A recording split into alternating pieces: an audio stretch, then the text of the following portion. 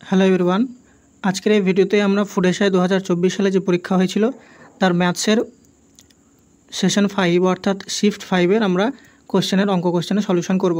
এর আগে আমরা সেশন 1 থেকে শুরু করে 4 পর্যন্ত আপলোড করেছি। তো আজকে আমরা সেশন 5-এর প্রথম কোশ্চেন থেকে শুরু করছি।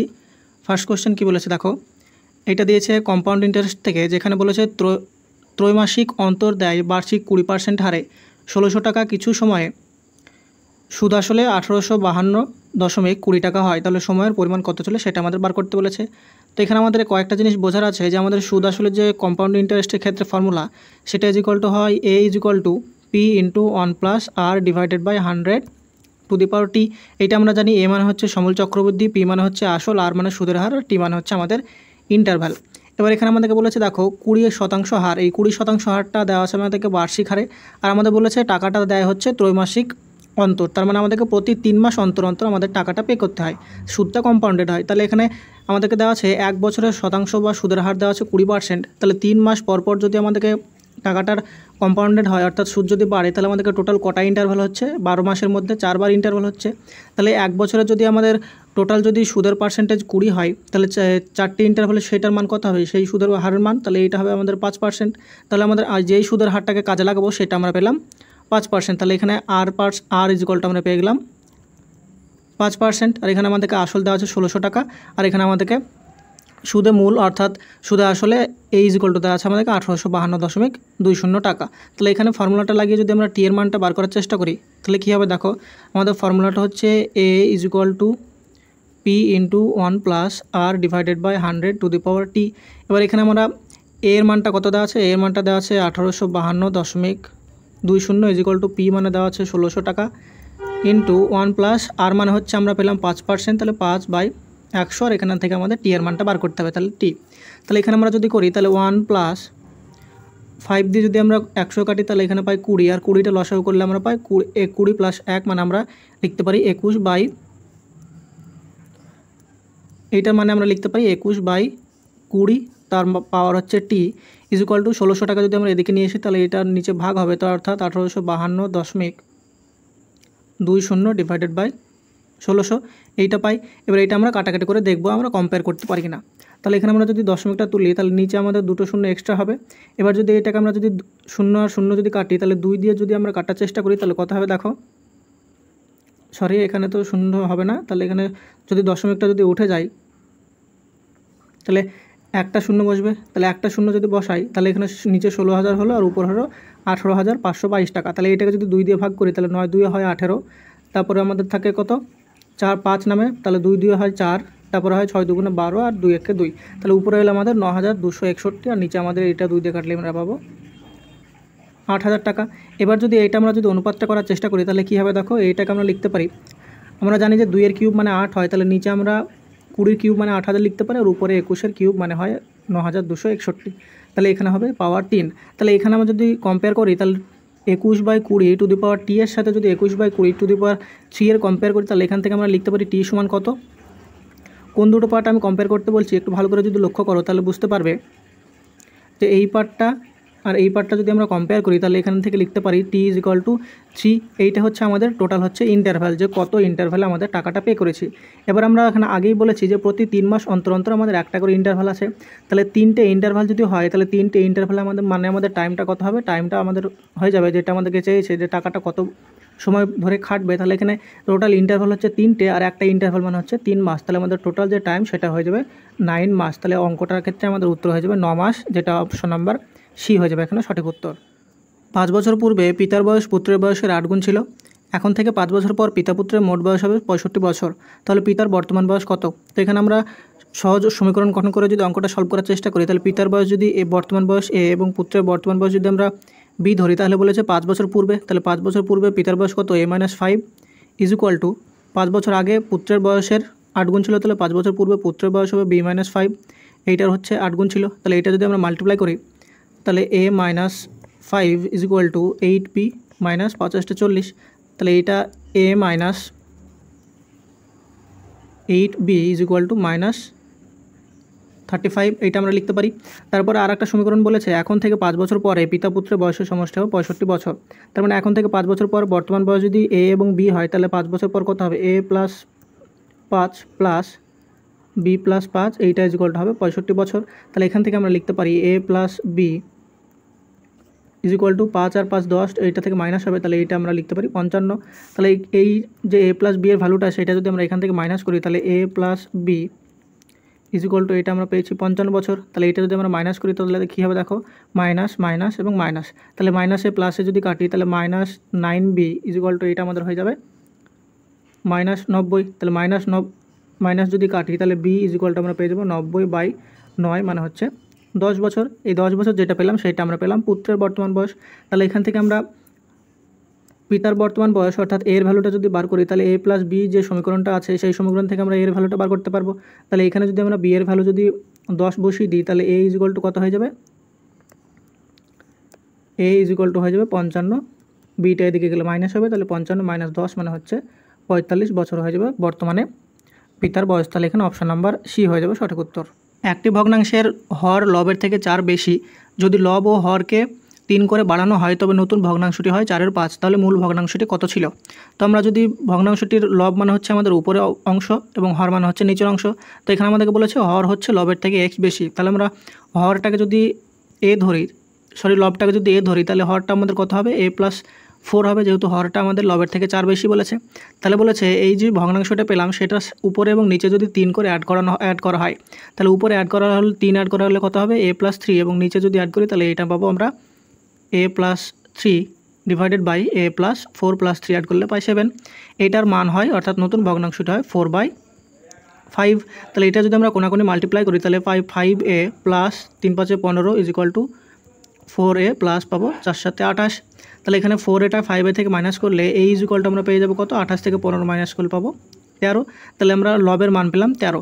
মূল ভগ্নাংশটি কত বলেছে, তাহলে এখান থেকে a যদি আমরা 13 লিখি অর্থাৎ ভগ্নাংশটি আমাদের প্রথম কত ছিল a/a+4 ছিল, তাহলে a মানে লব মানে হচ্ছে 13 আর নিচে 13 + 4 মানে হচ্ছে 17। তাহলে এইটা হয়ে যাবে আমাদের মূল ভগ্নাংশ, যেটা অপশন নাম্বার এ হয়ে যাবে সঠিক উত্তর।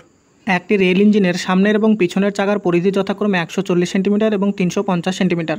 ইঞ্জিনটি যে ন্যূনতম দূরত্ব গেলে চাকা দুটি একসাথে পূর্ণ ঘূর্ণন হবে। তো এখানে আমাদেরকে দুটো চাকার পরিধি আলাদা আলাদা দেওয়া আছে, তো দুটো চাকা একসাথে কোন ন্যূনতম দূরত্বগুলো গেলে একসাথে ঘুরতে শুরু করবে, অর্থাৎ তাদের যে ঘূর্ণনটা সেটা এক টাইমে শুরু হবে এবং একই টাইমে শেষ হবে।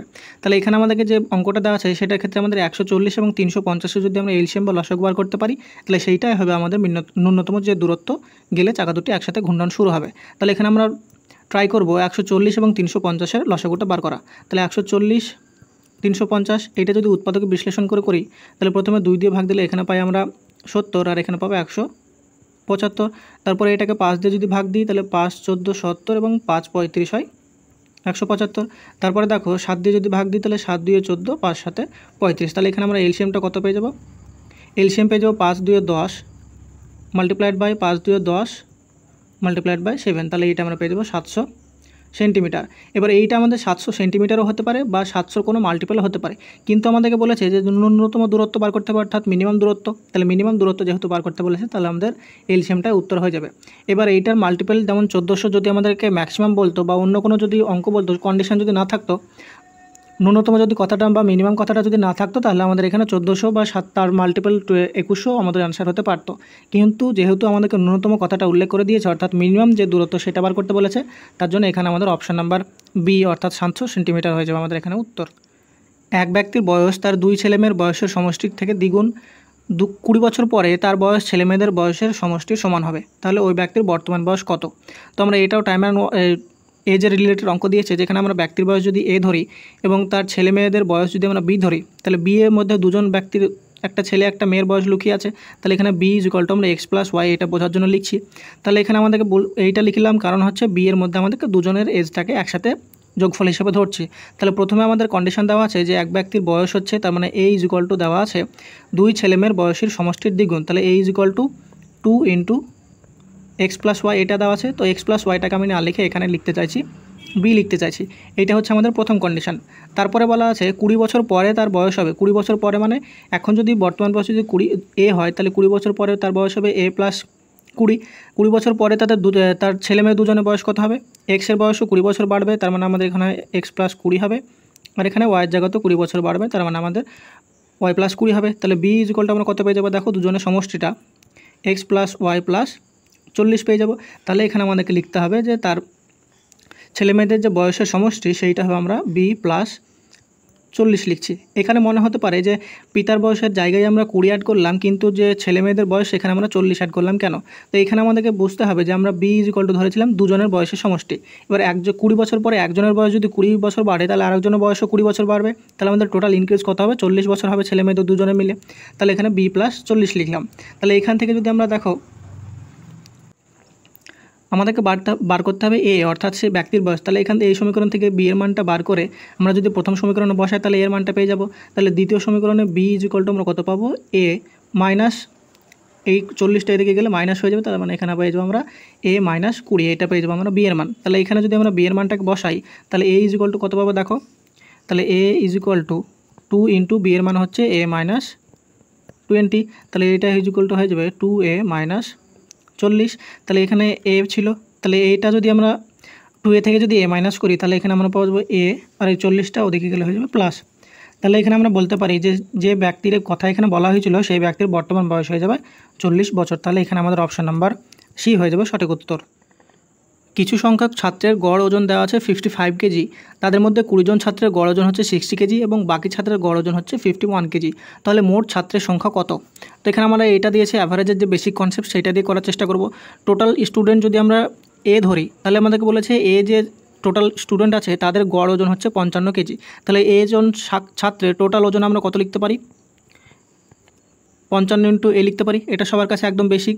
যদি এ সংখ্যক ছাত্রের যদি 55 কেজি করে গড় ওজন হয় তাহলে তাদের মোট ওজন আমরা লিখতে পারি গড় ওজন multiplied by total number of student. তাহলে এটা ইজ ইকুয়াল টু 55 এ, এটা সমান সমান আমরা কী লিখবো দেখো, বলেছে তাদের মধ্যে 20 জনের গড় ওজন হচ্ছে 60 কেজি। তাহলে 20 জনের টোটাল ওজন কত? 20 মাল্টিপ্লাইড বাই 60 প্লাস বাকি ছাত্র, তাহলে বাকি ছাত্র কত হবে? এখানে আমাদেরকে টোটাল স্টুডেন্ট ধরেছি এ সংখ্যক, তার মধ্যে 20 জনের গড় ওজন আমাদেরকে দেওয়া আছে। তাহলে এ থেকে যদি আমরা 20 মাইনাস করি তাহলে আমরা বাকি ছাত্রের সংখ্যা পেয়ে যাব। তাহলে তাদের গড় ওজন দেওয়া আছে আমাদেরকে 51 কেজি। তাহলে এখান থেকে যদি আমরা ক্যালকুলেশন করে এর ভ্যালুটা বার করতে পারি তাহলে আমরা পেয়ে যাব টোটাল ছাত্রের সংখ্যা কত ছিল।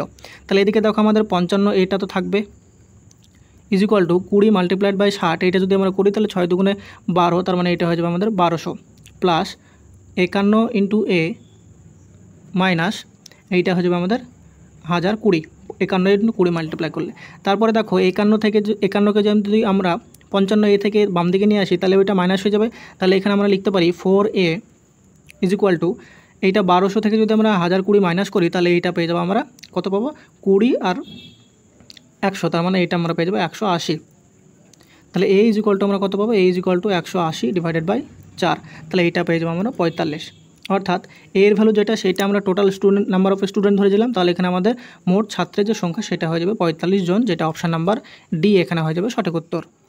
দুটি মিশ্রণে এ ও বি তরলের অনুপাত যথাক্রমে 2:3 এবং 5:4। দুটি মিশ্রণ যে অনুপাতে মেশালে এ ও বি তরলের অনুপাত সমান হবে সেটি আমাদের বার করতে বলেছে। এখানে আমরা যদি ধরি যে প্রথম মিশ্রণকে আমরা এক্স অনুপাতে এবং দ্বিতীয় মিশ্রণকে যদি আমরা ওয়াই অনুপাতে মেশাই তাহলে আমরা কি বলতে পারি, যে বলেছে দুটি অনুপাত মেশালে তরল দুটির সমান হবে অনুপাতটা, অর্থাৎ তাদের পরিমাণটা যদি সমান হয় তাহলে আমরা লিখতে পারি যে প্রথম যে তরলটা পাবো সেটা আমাদের টোটাল যে তরল সেটার হাফ লিখতে পারি আমরা। এটা আমরা লিখতে পারি যে এ যে পরিমাণটা আমাদেরকে বলেছে সেটা যদি এ ধরি তাহলে সেইটার পরিমাণ কত হবে? টোটাল এ প্লাস বি যেটা আমরা পাবো সেটা আমরা হাফ বলতে পারি, যেহেতু দুটো সমান এ প্লাস বি মিলে যদি আমাদের টোটাল দুটোর পরিমাণ যদি সমান হয় এবং একটা মিশ্রণ যদি তৈরি করে তাহলে আমরা বলতেই পারি যে A is equal to A plus B by 2। তাহলে এখানে আমরা প্রথমে একটি তরলের অনুপাত বার করব, ডিভাইডেড বাই তাকে টোটাল অনুপাত করব, ইজ ইকুয়াল টু আমরা ইজ ইকুয়াল টু এটা আমরা হাফ করতে পারি এটা রেশিওটা, তাহলে সেইটাই আমরা করব। এখানে আমরা প্রথম অনুপাতটাকে মিশিয়েছি এক্স অনুপাতে এবং দ্বিতীয় যে মিশ্রণটা ছিল সেটাকে মিশিয়েছি ওয়াই অনুপাতে। তাহলে এখানে দেখো মিশ্রণ তরল এ এর ক্ষেত্রে আমরা যদি দেখি তাহলে প্রথম তরলে বা প্রথম মিশ্রণে এ তরলের পরিমাণ কত? এইটা হবে আমাদের 2x ডিভাইডেড বাই 5। এবার দ্বিতীয় মিশ্রণে এ এর পরিমাণ কত? ওইটা হয়ে যাবে আমাদের 5y ডিভাইডেড বাই 5 আর 4 হবে 9। এইটা ইজ ইকুয়াল টু আমাদের কত হবে? এইটা ইজ ইকুয়াল টু আমাদের টোটাল যে মিশ্রণ সেইটা পাবো, সেই টোটাল মিশ্রণটা আমরা কত পাবো? এক্স প্লাস ওয়াই, যেহেতু দুটোকে আমরা এক্স ইন্টু ওয়াই অনুপাতে মিশিয়েছি তাহলে এইটা আমাদের টোটাল যে মিশ্রণ সেটার হয়ে যাবে হাফ, অর্থাৎ half into X plus Y. তাহলে half into X plus Y equal to আমরা লিখতে পারি half X plus half Y. এবার দেখো এখান থেকে যদি আমরা এক্স এবং ওয়াইকে যদি একদিকে নিয়ে আসি তাহলে এদিক থেকে বাঁ দিকে আমরা পাই 2x ডিভাইডেড বাই 5, আর এদিকটা হাফ এক্স এদিকে নিয়ে আসলে পাই আমরা এক্স মাইনাস 2। x/2 এটা মাইনাস, আর এদিকে ডান দিকে আমরা পাই y/2 minus 5y divided by 9। এবার ডান দিকে দেখো যদি লসাগু করি তাহলে নিচে লসাগু হবে 10, তাহলে উপরে কত হবে 4x মাইনাস 5x, আর ডান দিকে আমাদের লসাগু হবে 9 2 18, তাহলে এটা যদি লসাগু করি তাহলে এদিকে আমরা পাই 9y মাইনাস 10y। তাহলে দেখো এটা যদি আমরা মাইনাস করি তাহলে শেষ পর্যন্ত কি পাই, উপরে পাই এদিকে পাই আমরা minus x/10 is equal to minus ডান দিকে পাই y/10। তাহলে দুই দিক থেকে যদি আমরা মাইনাসটা কাটি y/18 সরি, তাহলে এখান থেকে আমরা মাইনাসটা যদি ক্যান্সেল আউট করে দিই তাহলে x/y ইজ ইকুয়াল টু আমরা এইটা লিখতে পারি, x/y ইজ ইকুয়াল টু আমরা কত লিখতে পারি, এইটা আমরা লিখতে পারি 10/18। তাহলে এইটা দুই দিয়ে যদি কাটি তাহলে আমরা এটা লিখতে পারি 5/9।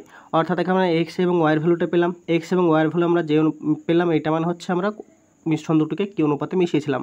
তাহলে এখানে আমাদের অপশন নাম্বার ডি 5:9 হয়ে যাবে আমাদের উত্তর। একটি আয়তাকার ক্ষেত্রে দৈর্ঘ্য প্রস্থ দেওয়া আছে 45 মিটার এবং 33 মিটার, তাহলে যত সংখ্যক বৃহত্তম বর্গাকার পাথর দিয়ে ওই আয়তক্ষেত্রকে ঢেকে ফেলা যাবে সেটা আমাদেরকে নির্ণয় করতে বলেছে। তো এখানে আমাদেরকে একটা আয়তক্ষেত্র দেওয়া আছে যার হচ্ছে দৈর্ঘ্য দেওয়া আছে 45 মিটার এবং প্রস্থ দেওয়া আছে আমাদেরকে 33 মিটার। কিন্তু এখানে দেখো বৃহত্তম যে বর্গাকার পাথর দিয়ে ঢাকা যাবে সেই বর্গাকার পাথরের কোনো মাপ আমাদেরকে দেওয়া নাই।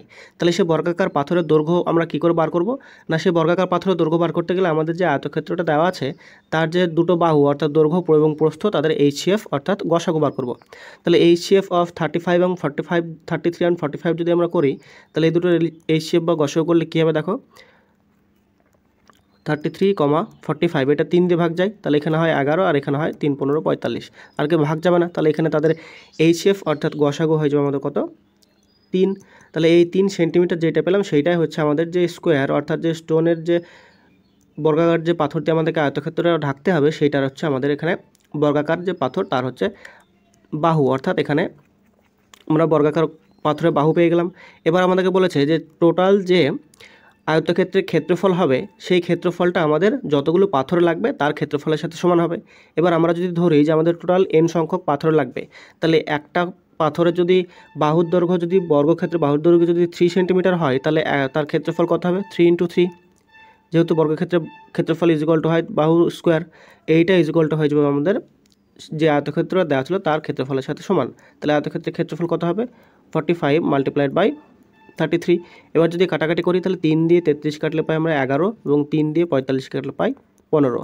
তাহলে n অর্থাৎ টোটাল আমাদের যে যতগুলো পাথর লাগবে সেটার সংখ্যা কত হয়ে যাবে 15 মাল্টিপ্লাইড বাই 11, তার মানে এটা হয়ে যাবে আমাদের 165টি টোটাল পাথর লাগবে, যেটা অপশান নাম্বার বি হয়ে যাবে এখানে সঠিক উত্তর। এক ফল বিক্রেতা কিছু সংখ্যক কলা ক্রয় করে, সে যে দামে 6টি কলা ক্রয় করে সেই দামে 5টি কলা বিক্রয় করে, তাহলে তার লাভ বা ক্ষতির পরিমাণ কত হবে।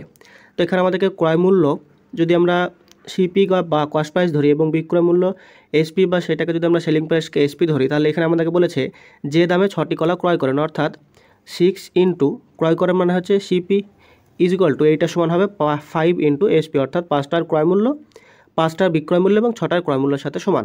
তাহলে এখানে আমাদেরকে এসপি বা সিপির যে রেশিওটা সেটা যদি বার করি তাহলে এখানে আমাদের এই রেশিওটা হয়ে যাবে 6/5।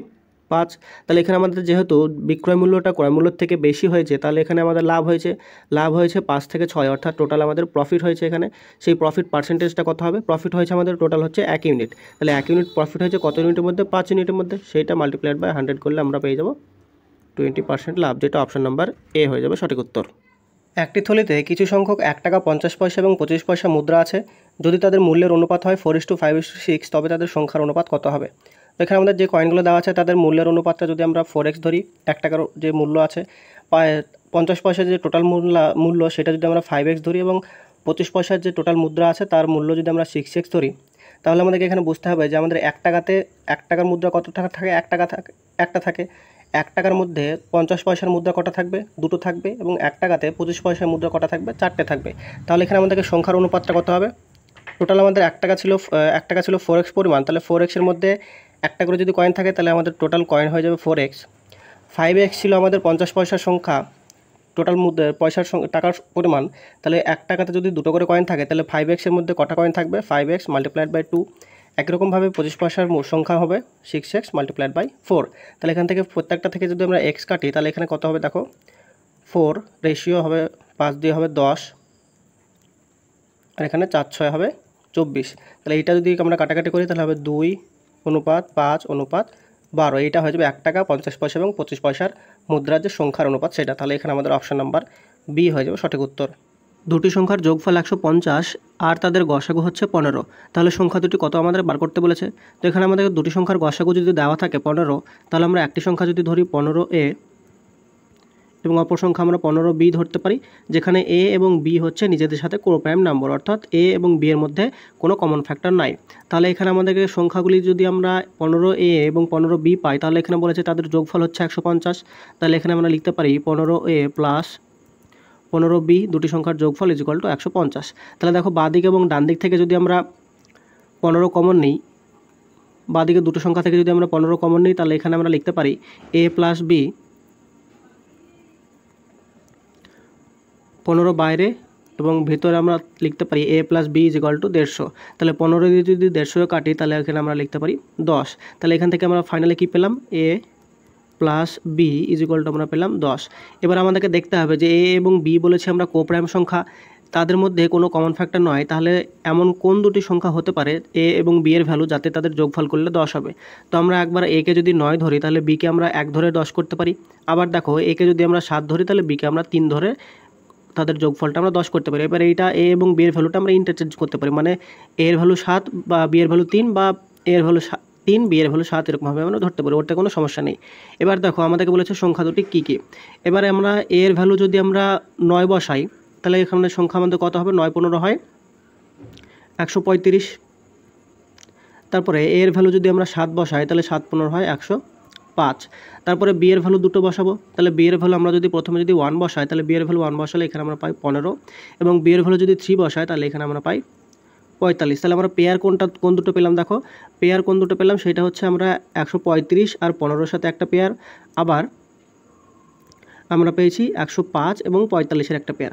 অর্থাৎ যখন এ এর ভ্যালু একটি সংখ্যা যখন 135 হবে, তখন অপর সংখ্যা 15 হতে হবে, এবং একটি সংখ্যা যখন 105 হবে, তখন অপর সংখ্যাটিকে আমাদেরকে 45 হতে হবে। তাহলে অপশানে আমাদেরকে এই দুটো ভ্যালু যদি থাকে, তাহলে আমরা এই দুটোর মধ্যে যে কোনো একটা জোড়া যদি থাকে বা পেয়ার যদি থাকে, তাহলে আমরা এ এবং বা সংখ্যা দুটির মান এগুলো হতে পারে।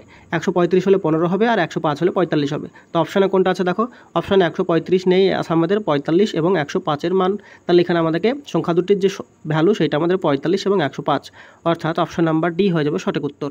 এক ব্যক্তি 24 কিলোমিটার দূরত্ব 3.5 ঘন্টা কিছুটা পায়ে হেঁটে 4.5 কিলোমিটার পার ঘন্টা এবং বাকিটা সাইকেলে চেপে 10 কিলোমিটার পার ঘন্টা গতিতে অতিক্রম করে, তাহলে ওই ব্যক্তি কত দূর পায়ে হেঁটে গিয়েছিল সেটা আমাদের বার করতে বলেছে।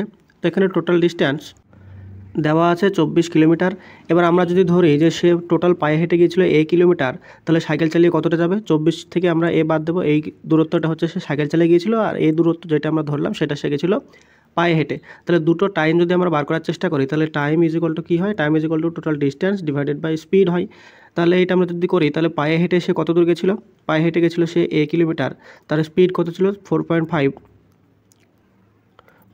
ছিল স্পিড। তাহলে এটা তার পায়ে হেঁটে কতটা সময় লেগেছিলো, প্লাস 24 মাইনাস এ, এটা ছিল তার সাইকেলে চেপে, এবং সাইকেলে চেপে স্পিড ছিল 10 কিলোমিটার পার ঘন্টা, ইজিক্যাল টু এই যে টোটাল টাইম দুটো যাত্রা মিলে সেটা ছিল আমাদেরকে 3.5 ঘন্টা। তার মানে হচ্ছে 3 পূর্ণ 1/2কে যদি আমরা ভাঙি, তাহলে এটা 7/2 এত হয়। এবার এটা সলিউশন করে এর মানটা বার করতে পারলেই আমরা বলে দিতে পারবো যে সে কত কিলোমিটার দূরত্ব পায়ে হেঁটে গিয়েছিল। এবার দেখো প্রথম ক্ষেত্রে যদি আমরা এখানে দশমিকটা তুলি, তাহলে এখানে দশমিক তুললে উপরে হবে কত 10, তাহলে এটা কাটাকাটি 5 দিয়ে যদি কাটি, তাহলে উপরে হবে 2a divided by 9 plus 24 minus A divided by 10 is equal to এটা আসছে 7/2। এবার এটা যদি বাম দিকে যদি লসাগু করার চেষ্টা করি, তাহলে কি আসবে দেখো, 9 আর 10-এর লসাগু কত হবে, 90 যদি আমরা লসাগু করি, তাহলে এদিকে 10 দিয়ে গুণ হবে, তার মানে এদিকে হবে আমাদের 20a প্লাস এদিকে হবে 10 আছে, তার মানে এটা 9 দিয়ে মাল্টিপ্লাই হবে, তাহলে 9 দিয়ে মাল্টিপ্লাই হলে এটা হবে 216 মাইনাস 9a, 24 দিয়ে 9কে মাল্টিপ্লাই করলে 216 হয়, ইজিক্যাল টু এইটা আমাদের আছে 7/2। তাহলে 2 দিয়ে যদি 90 কাটি, তাহলে এখানে আমরা পাই 45। তারপরে দেখো 9a আর 20a যদি প্লাস মাইনাস করি, তাহলে এটা আমরা পাই 11a plus 216 is equal to 7 multiplied by 45 পাই। এবার দেখো এইটাকে যদি এদিকে রাখি, অর্থাৎ 11a is equal to 7 multiplied by 45 minus 216। এবার দেখো 7কে 45 দিয়ে মাল্টিপ্লাই করলে এইটা আমাদের হয় 315 মাইনাস 216। এটা যদি আমরা মাইনাস করি তাহলে এখানে পাই 99। তাহলে 11 এ ইজিক্যাল টু যদি 99 হয় তাহলে এ ইজিক্যাল টু আমরা লিখতে পারি 99 ডিভাইডেড বাই 11, তার মানে এটা হয়ে যাবে 9 কিলোমিটার। অর্থাৎ সে ব্যক্তিটি যতটুকু দূরত্ব পায়ে হেঁটে গিয়েছিল সেটার মান হচ্ছে 9 কিলোমিটার, যেটা অপশন নাম্বার বি হয়ে যাবে এখানে সঠিক উত্তর। একটি বন্যাত্রাণ শিবিরে 1000 জন মানুষের 100 দিনের খাবার মজুদ ছিল। 25 দিন পর 250 জন অন্যত্র চলে যায়। বাকি লোকেদের অবশিষ্ট খাবারে কতদিন চলবে? তো এটা আমরা ছোটোবেলার মতো যদি একদিকে ম্যান এবং একদিকে যদি ডেজ হিসেবে লিখি, তাহলে আমাদের টোটাল প্রথমে মানুষ কতজন ছিল? 1000 জন। তারা কতজন খেয়েছে বা কতজন ইউজ করেছে সেই খাবারটা, তাহলে সেখানে 100 দিনের খাবার ছিল, কিন্তু তারা 25 দিন পরে অন্য জায়গায় চলে যায়। তাহলে এখানে আমরা 100 জন 1000 জন যে লোক ছিল সেই 1000 জন লোক কতজন থেকেছে? 100 থেকে 25 দিন মাইনাস করব, তার মানে এখানে তারা থেকেছে কতদিন? 75 দিন। তারপরে বলেছে 250 জন অন্য জায়গায় চলে যায়। তাহলে দ্বিতীয় ক্ষেত্রে আমাদের লোক কত হবে? 1000 থেকে আমরা কত মাইনাস করব? 250 যদি মাইনাস করি তাহলে এখানে লোক পাবো আমরা 750। তাহলে এই যে 750 যে লোক ছিল তাদের এখানে খাবারে কতদিন চলবে? তাহলে এখানে যদি আমরা এক্স ধরি তাহলে এক্সের ভ্যালুটা আমাদেরকে বার করতে হবে। তো এইটা বার করবো কী করে? দেখো, এই যে এক্সের যে ভ্যালু সেইটা আমরা এখানে পাবো X is equal to 1000 multiplied by 75 divided by 750। তাহলে এখানে 0 0 যদি কাটি আর এখানে 75 কাটে, তাহলে এক্স ইজ ইকুয়াল টু কত থাকে? এক্স ইজ ইকুয়াল টু থাকে 100 দিন। অর্থাৎ অবশিষ্ট খাদ্যে বাকি লোকেদের 100 দিন চলবে, যেটা অপশন নাম্বার এ হয়ে যাবে সঠিক উত্তর। অর্পণার কাছে 4.50 টাকা দরে 36টি কমলালেবু কেনার মতো টাকা আছে। যদি প্রতিটি কমলালেবুর দাম 90 পয়সা করে বেড়ে যায় তাহলে সে কতগুলি কমলালেবু কিনবে বা কিনতে পারবে? তো এখানে আমাদেরকে দেওয়া আছে প্রথমে একটা কমলালেবুর দাম যদি 4.5 টাকা হয় তাহলে সে টোটাল 36টি কমলালেবু কিনতে পারে। তাহলে তার কাছে মোট কত টাকা আছে সেটা যদি প্রথমে বার করি, তাহলে 4.5 মাল্টিপ্লাইড বাই 36, এইটা হয়ে যাবে তার কাছে টোটাল টাকার পরিমাণ। তাহলে এইটা ইজ ইকুয়াল টু আমরা পেয়ে যাবো 162 টাকা হচ্ছে তার কাছে এখন আছে। তাহলে এই টাকাটা দিয়েই আমাদেরকে লেবুর দাম বাড়ার পরে কটা লেবু পাওয়া যাবে সেটা বার করতে বলেছে। তো লেবুর আগের দাম ছিল 4.5 এবং পরে যদি 90 পয়সা বাড়ে তাহলে লেবুর বর্তমান দাম কত হবে? তাহলে 4.50 প্লাস 90 পয়সাকে আমরা টাকা যদি করি তাহলে 0.09 টাকা হয়ে যাবে। তাহলে এইটা সমান হয়ে যাবে 5.4 টাকা। এইটা হচ্ছে দাম বাড়ার পরে কমলালেবুর দাম, একটা কমলালেবুর দাম। তাহলে আমাদের টোটাল টাকা হচ্ছে 162, সেটা দিয়ে 5.4 টাকার কটা কমলালেবু পাওয়া যাবে? তাহলে 162কে আমরা ভাগ করবো কত দিয়ে? 5.4 দিয়ে। তাহলে এই ভাগটা যদি করি তাহলে আমরা কটা কমলালেবু পাবো সেটা পেয়ে যাবো। তাহলে এটা 5.4, দশমিকটা তোলার জন্য উপরে আমরা একটা 0 দিয়ে মাল্টিপ্লাই করবো। তাহলে এখানে দেখো 54 দিয়ে যদি 162কে কাটি তাহলে এটা 3 দিয়ে যদি কাটি তাহলে 3 4 12 আর 3 5 15 আর হাতে রাখা হয় 16। তাহলে এখানে হবে 3 গুণ 10 ইজ ইকুয়াল টু 30, অর্থাৎ সে দাম বাড়ার পরে 30টি কমলালেবু কিনতে পারবে সেই একই টাকাতে। তাহলে এখানে অপশন নাম্বার এ হয়ে যাবে আমাদের সঠিক উত্তর। একজন পুলিশ একটি চোরকে তাড়া করতে শুরু করে। যে সময় চোরটি 5 ধাপ যায় সেই সময় পুলিশটি 6 ধাপ অতিক্রম করে। আবার পুলিশের 3 ধাপ চোরের 6 ধাপের সাথে সমান হয়। তাহলে পুলিশ এবং চোরের গতির অনুপাত কী হবে? তো এই অঙ্কগুলো হচ্ছে চোর পুলিশ হতে পারে বা কুকুর বিড়াল হতে পারে, তাদের সেই ধরনের অঙ্কগুলোর ক্ষেত্রে গতির অনুপাত বার করতে দেয়। তো আমরা এটা করব কী করে? না, পুলিশ এবং চোরের থিফ যদি আমাদেরকে গতির অনুপাতটা বার করতে দেয় তাহলে প্রথমে আমরা দেখব যে কার কয় ধাপ কার ক ধাপের সময় অতিক্রম করে, মানে একই টাইমে কে ক ধাপ যায়। তাহলে এখানে বলেছে চোরটি যায় 5 ধাপ আর পুলিশ সেই সময় যায় 6 ধাপ। এবার তারপরে দেখো আবার পুলিশের 3 ধাপ চোরের 6 ধাপের সাথে সমান। তাহলে এখানে ধাপেরটাকে আমরা উল্টো করে লিখবো, অর্থাৎ চোরের যে ধাপটা সেটা পুলিশের জায়গায় লিখবো এবং পুলিশের যে ধাপ 3 সেটা চোরের জায়গায় লিখবো। তাহলে এটা যদি রেশিওটা বার করি, বাদিকে দেখো পুলিশের জায়গায় আমরা লিখতে পারি 6 গুণিত 6 মানে 36 এবং চোরের জায়গায় লিখতে পারি 3 গুণিত 5 মানে হচ্ছে 15। এবার এটা যদি 3 দিয়ে কাটাকাটি করি তাহলে 3 দিয়ে 36 কাটলে পায় 12 এবং 3 দিয়ে যদি 15কে কাটে তাহলে পায় 5। অর্থাৎ চোর এবং পুলিশের গতির যে অনুপাত সেটা হয়ে যাবে 12:5, যেটা অপশন নাম্বার ডি হয়ে যাবে সঠিক উত্তর। 3টি ধনাত্মক সংখ্যার অনুপাত হচ্ছে 2:3:5 এবং তাদের বর্গের যোগফল হচ্ছে 950। তাহলে সংখ্যা 3টি কত হবে? তো এখানে অনুপাত দেওয়া আছে, আমরা যদি সংখ্যাগুলিকে ধরি একটা 2x, একটা 3x এবং 5x, তাহলে তাদের বর্গমান কত হবে? 2x এর বর্গমান হবে 4x স্কোয়ার, 3x এর বর্গমান হবে 9 এবং x এর স্কোয়ার এবং 5x এর বর্গ হবে 25x এর স্কোয়ার। তাহলে এখানে বলেছে বর্গের যোগফল, তাহলে এখানে আমরা লিখতে পারি প্রথম সংখ্যা অর্থাৎ 2x এর বর্গ হচ্ছে 4x এর স্কোয়ার প্লাস 9x এর স্কোয়ার প্লাস 25x এর স্কোয়ার ইজ ইকুয়াল টু, এটা আমাদেরকে দেওয়া আছে 950। তাহলে এদিকে বাদিকে যদি যোগ করি তাহলে 9 আর 4 হয় 13 আর 25 হচ্ছে 38, x এর স্কোয়ার ইজ ইকুয়াল টু হচ্ছে 950। তাহলে x এর স্কোয়ার ইজ ইকুয়াল টু আমরা পাবো 950 ডিভাইডেড বাই 38। তাহলে এটা যদি 2 দিয়ে যদি কাটি, 2 দিয়ে কাটলে হয় 76, 76কে যদি মাইনাস করি তাহলে হচ্ছে 190 থাকে আর 38কে 5 দিয়ে মাল্টিপ্লাই করলে হয় এটা তাহলে 25 হলো। তাহলে এক্সের স্কোয়ার ইজ ইকুয়াল টু যদি 25 হয় তাহলে এক্স ইজ ইকুয়াল টু কত হবে, এক্স ইজ ইকুয়াল টু 5 হয়ে যাবে। তাহলে এই এক্সের মান যেটা পেলাম 5 সেটা আমরা এখানে বসিয়ে দেবো। তাহলে এক্সের জায়গায় যদি 5 বসায় তাহলে 2x ইজ ইকুয়াল টু হবে 10, 3x ইজ ইকুয়াল টু হবে 15 এবং 5x ইজ ইকুয়াল টু হবে 25। তাহলে এই হলো আমাদের তিনটে সংখ্যার মান, যেটা অপশান নাম্বার সি হয়ে যাবে এখানে সঠিক উত্তর। একটি 2 অঙ্কের সংখ্যা তার অঙ্কগুলির যোগফলের 4 গুণের থেকে 6 বেশি। যদি অঙ্ক দুটি স্থান পরিবর্তন করে তাহলে মূল সংখ্যাটি 9 করে বৃদ্ধি পায়। তাহলে সংখ্যাটি কত হবে? তো এই অঙ্কগুলো আমরা যদি বেসিক ফর্মুলাতে করতে যাই তাহলে অনেকটা লেন্দি হয়ে যাবে। তো এগুলোকে আমরা অপশান টেস্টের মাধ্যমে যদি করার চেষ্টা করি তাহলে কী হবে দেখো, বলেছে সংখ্যাটি তার অঙ্কগুলির যোগফল, মানে ধরো এখানে যদি 45 যে সংখ্যাটি দেওয়া আছে সেই সংখ্যাটি কার সাথে সমান হবে, তার অঙ্কগুলির যোগফল মানে হচ্ছে 4 যোগ 5 মানে হচ্ছে 9, 9-এর হচ্ছে সংখ্যাগুলির যোগফল হচ্ছে 4 গুণ, তাহলে এইটা মাল্টিপ্লাইড বাই 4 প্লাস 6 এইটার সাথে সমান হবে। অর্থাৎ সংখ্যাটি তার অঙ্কগুলির যোগফল 4 গুণের থেকে 6 বেশি। তাহলে এইটা হবে আমাদের করতে হবে। এবার এই ডান দিকে যে ভ্যালুটা পেলাম সেটা যদি 45-এর সাথে সমান হয় বা যেই নাম্বারটা আমাদের অরিজিনালি আছে সেই নাম্বারটার সাথে সমান হয় তাহলে আমরা বলবো যে সেটাই হচ্ছে আমাদের উত্তর। তো এরকমভাবে আমরা প্রথম থেকে যদি একটা একটা করে দেখি তাহলে সেক্ষেত্রেও আমাদের বেসিক ফর্মুলা থেকে কম সময় লাগবে। তো প্রথমে যদি 45 দিয়ে ট্রাই করি তাহলে এখানে তার অঙ্কগুলির যোগফল হবে 4 আর 5 9, 9কে যদি 4 দিয়ে মাল্টিপ্লাই করি আর তার সাথে হচ্ছে 6 যোগ করতে হবে। তাহলে 4 আর 9 যোগ মাল্টিপ্লাই করলে হয় 4 9 36 প্লাস 6 ইজ ইকুয়াল টু এইটা সমান হবে 42। কিন্তু এখানে আমাদের আসার কথা ছিল 45, তাহলে এটা আমাদের উত্তর হবে না। তারপরে যদি 43টা ট্রাই করি তাহলে 43-এর অঙ্কদের যোগফল 4 এবং 3 হচ্ছে 7 মাল্টিপ্লাইড বাই 4 প্লাস 6। তাহলে এখানে 4 সাথে দেখো 28 প্লাস 6 এখানে হচ্ছে 34 হচ্ছে। 34 তো 43-এর সাথে ইকুয়াল না, তাহলে এইটাও আমাদের উত্তর হবে না। তারপরে যদি দেখো 34টা অর্থাৎ অপশান সি যদি ট্রাই করি তাহলে এখানে অঙ্কদের যোগফল হচ্ছে 4 আর 3 7 মাল্টিপ্লাইড বাই 4 প্লাস 4, তাহলে এটা হবে 4 সাথে 28 প্লাস 6, 8 আর 6 14, তার মানে এটা হবে 34 এবং এটা আমাদের 34-এর সাথে মিলছে। তাহলে এখানে আমাদের অপশান নাম্বার সি হয়ে যাবে সঠিক উত্তর, যে সংখ্যাটি হলো আমাদের 34। একটি 3 অঙ্কের সংখ্যা থেকে আরেকটি সংখ্যা যেটি মূল সংখ্যার অঙ্কগুলিকে বিপরীতক্রমে সাজিয়ে পাওয়া যায় তা বিয়োগ করা হলো। যে সংখ্যাটি পাওয়া গেলে সেটি সবসময় কোন সংখ্যা দ্বারা বিভাজ্য হবে সেটা আমাদের বার করতে বলেছে। তো এখানে আমাদের বুঝতে হবে একটি 3 অঙ্কের সংখ্যা দেওয়া আছে, 3 অঙ্কের সংখ্যা দেওয়া আছে। তো সেই সংখ্যাটাকে যদি আমরা এ বি সি আকারে ধরি তাহলে সেটাকে আমরা এক্সপ্যান্ডেড ফর্মে কী লিখতে পারি? তাহলে এ বি সি যে সংখ্যাটা আছে সেটাকে আমরা লিখতে পারি 100A plus 10B plus C আকারে লিখতে পারি। কারো যদি অসুবিধা থাকে তো একটা রিয়েল নাম্বার নিয়ে যদি চেক করো তাহলে আমরা যদি একটা রিয়েল নাম্বার নিই 573, সেই 573কে আমরা কি লিখতে পারি 500 প্লাস 70 প্লাস 3 এই টাকারে লিখতে পারি। 3 অঙ্কের একটা সংখ্যাকে আমরা এক্সপ্যান্ডেড ফর্মে ভেঙে লিখতে পারি। সেরকমই আমি একটা বেশি একটা সংখ্যা নিয়েছি যেটাকে 100A plus 10B plus C আকারে লিখতে পারি। তাহলে এইটা একটা আমাদের সংখ্যা নিতে বলেছে, যেটা থেকে তার কি মাইনাস করতে বলেছে না, এই অঙ্কগুলি যেগুলো আছে অর্থাৎ এবিসি তাদেরকে বিপরীতক্রমে সাজিয়ে তার থেকে আমাদেরকে মাইনাস করতে বলেছে। তাহলে এবিসি যে সংখ্যাটা নিলাম সেটাকে যদি বিপরীতক্রমে সাজাই তাহলে সেটা আমরা কী পাবো, সি এ বি পাবো। এই সি এ বিটাকে আমরা এক্সপ্যান্ডেড ফর্মে কি লিখতে পারি 100C প্লাস 10B প্লাস এ, এটা লিখতে পারি।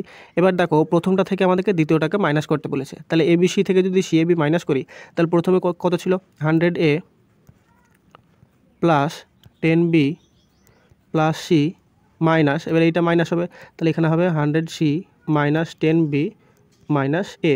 এবার দেখো মাইনাস 10B প্লাস 10B যদি কাটি তাহলে এখানে আমাদের শেষ পর্যন্ত কি থাকে 100 এর থেকে এ মাইনাস করলে আমাদের থাকে 99A মাইনাস 100C থেকে একটা সি বাদ দিলে এখানেও থাকে আমাদের 99C।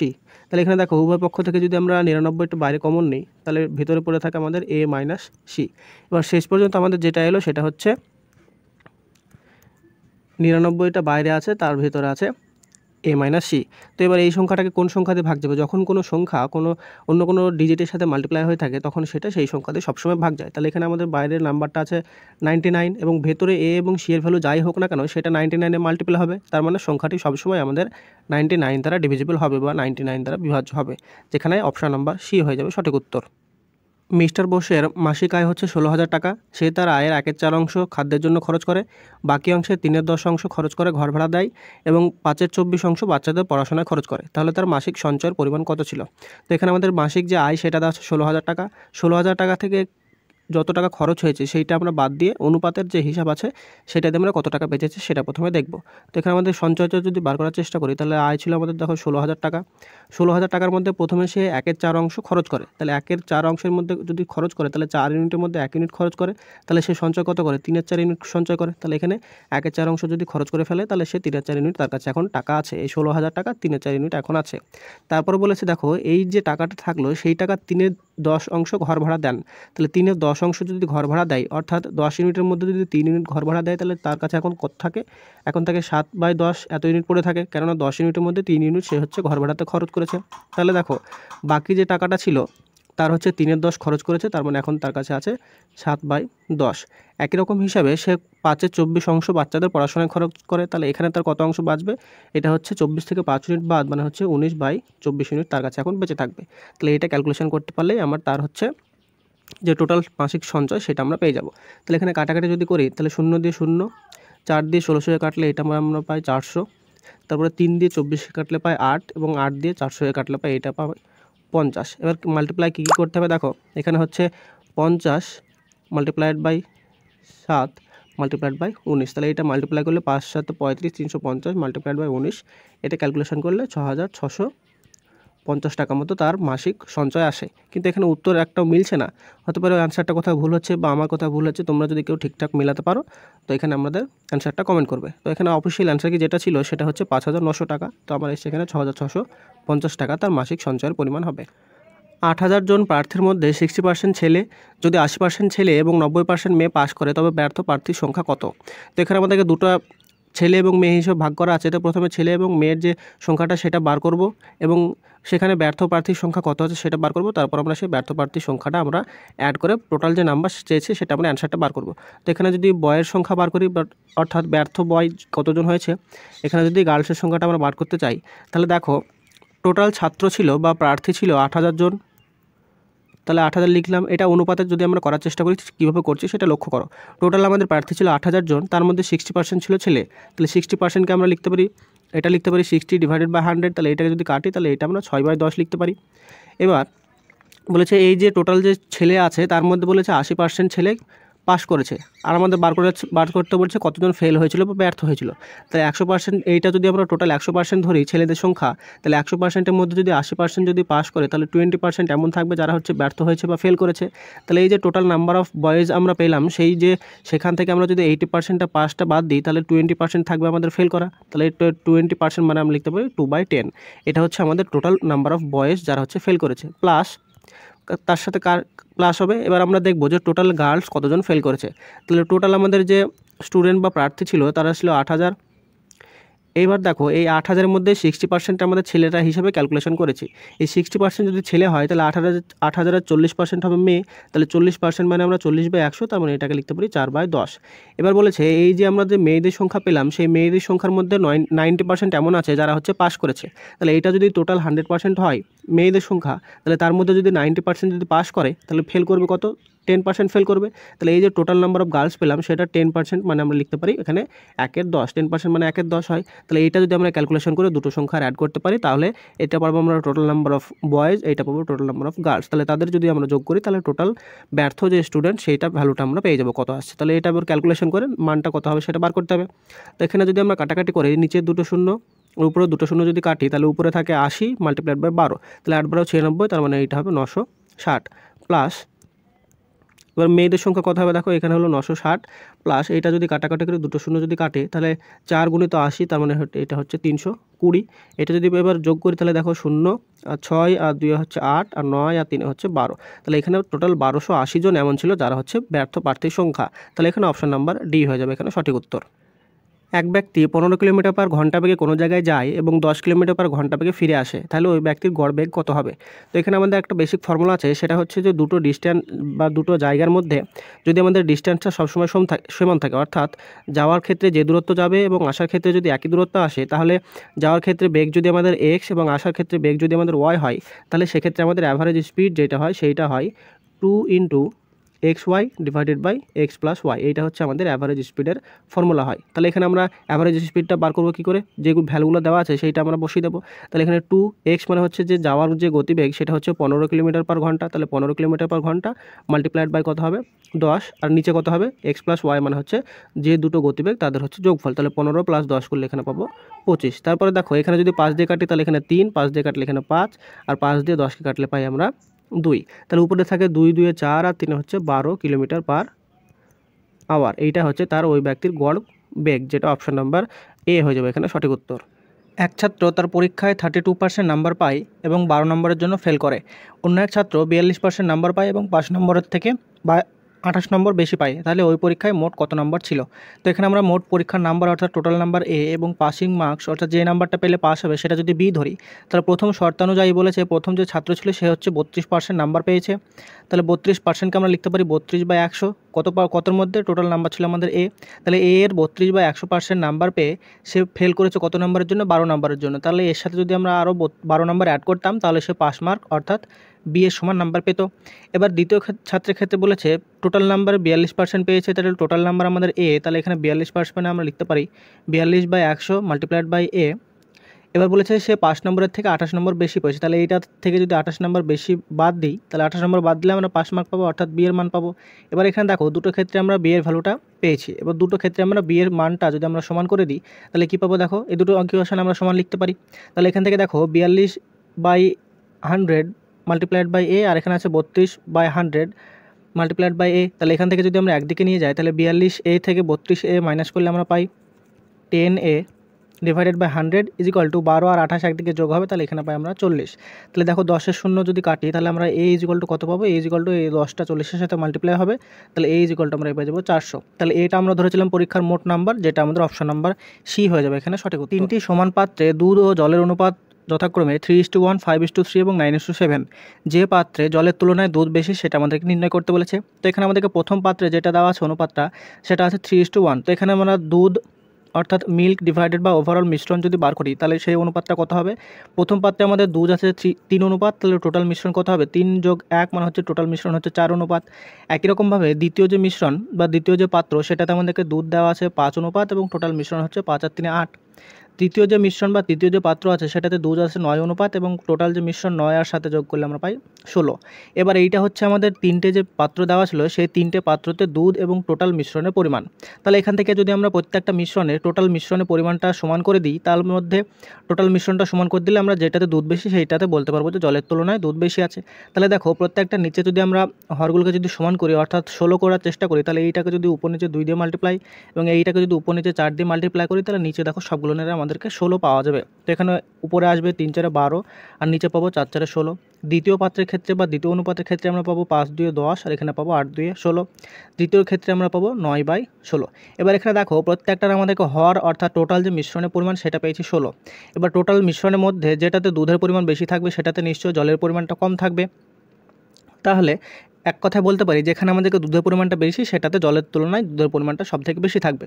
তাহলে এখানে প্রথম যে অনুপাতটা আমাদের আছে 12/16 সেটাতে হচ্ছে 16 ইউনিটের মধ্যে 12 ইউনিট দুধ আছে আর বাকি যে 4 ইউনিট সেটা হচ্ছে জল আছে। তাহলে এখানে আমাদেরকে সবথেকে বেশি যেখানে যে পাত্রে জলের তুলনায় দুধের পরিমাণ বেশি, তাহলে এখানে আমাদেরকে দেখতে হবে এই অনুপাতটাতে অর্থাৎ প্রথম যে মিশ্রণটা ছিল সেটাতে আমাদেরকে জলের তুলনায় দুধের পরিমাণ বেশি, যেটা আমাদের অপশন নাম্বার ডিতে দেওয়া আছে প্রথম পাত্র হয়ে যাবে আমাদের উত্তর। মনীষ একটি ঘড়ি 10% ক্ষতিতে বিক্রি করে। যদি সে ঘড়িটি 54 টাকা বেশি দামে বিক্রি করত তবে সে 8% লাভ করত। ঘড়িটির বিক্রয় মূল্য কত হবে? তো এই ধরনের অঙ্কগুলোতে আমাদেরকে সাধারণত ঘড়িটির ক্রয় মূল্য বার করতে দেয়, কিন্তু এখানে বিক্রয় মূল্য বার করতে দিয়েছে সেই কথাটা আমাদেরকে মাথায় রেখে ক্যালকুলেশনটা করতে হবে। তো এখানে বলেছে ঘড়িটি বিক্রয় করে তার 10% ক্ষতি হয়। এবার বলেছে তার 8% লাভ হতো যদি সে ঘড়িটি আরও 54 টাকায় বেশি বিক্রি করত। তাহলে 54 টাকা বেশি মানে আমাদেরকে পার্সেন্টেজে কত বেশি হচ্ছে টোটাল যে 10% ক্ষতিটা হয়েছিল সেই ক্ষতিটা পূরণ হবে, তারপরে আবার তার 8% লাভ হবে।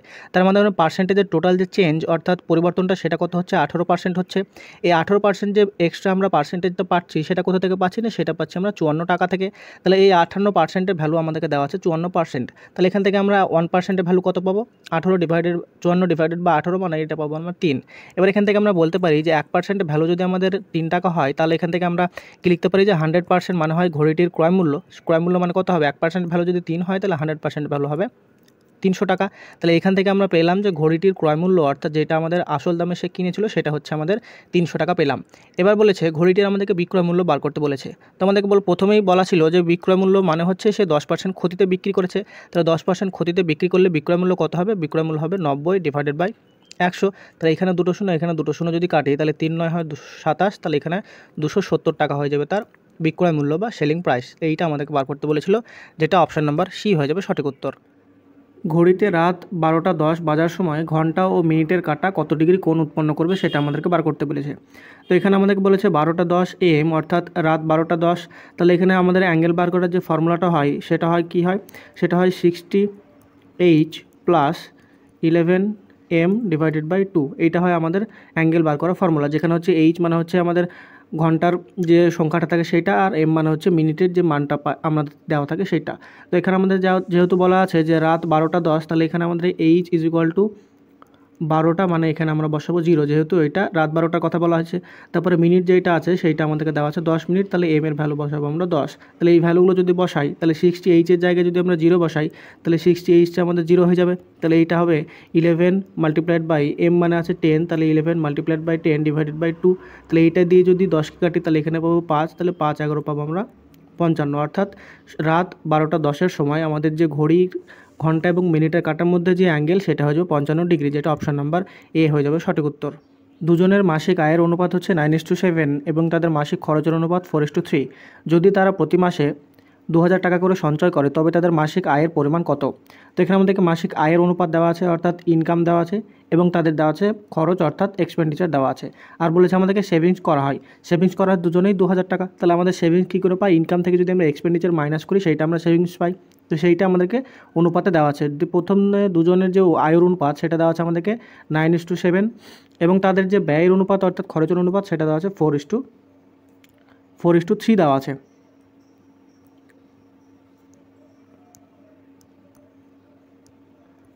এবার আমাদেরকে দেখতে হবে যে 9 থেকে যখন 4 আসছে তখন আমাদের অনুপাতে গ্যাপটা কত হচ্ছে? 5 অনুপাত হচ্ছে।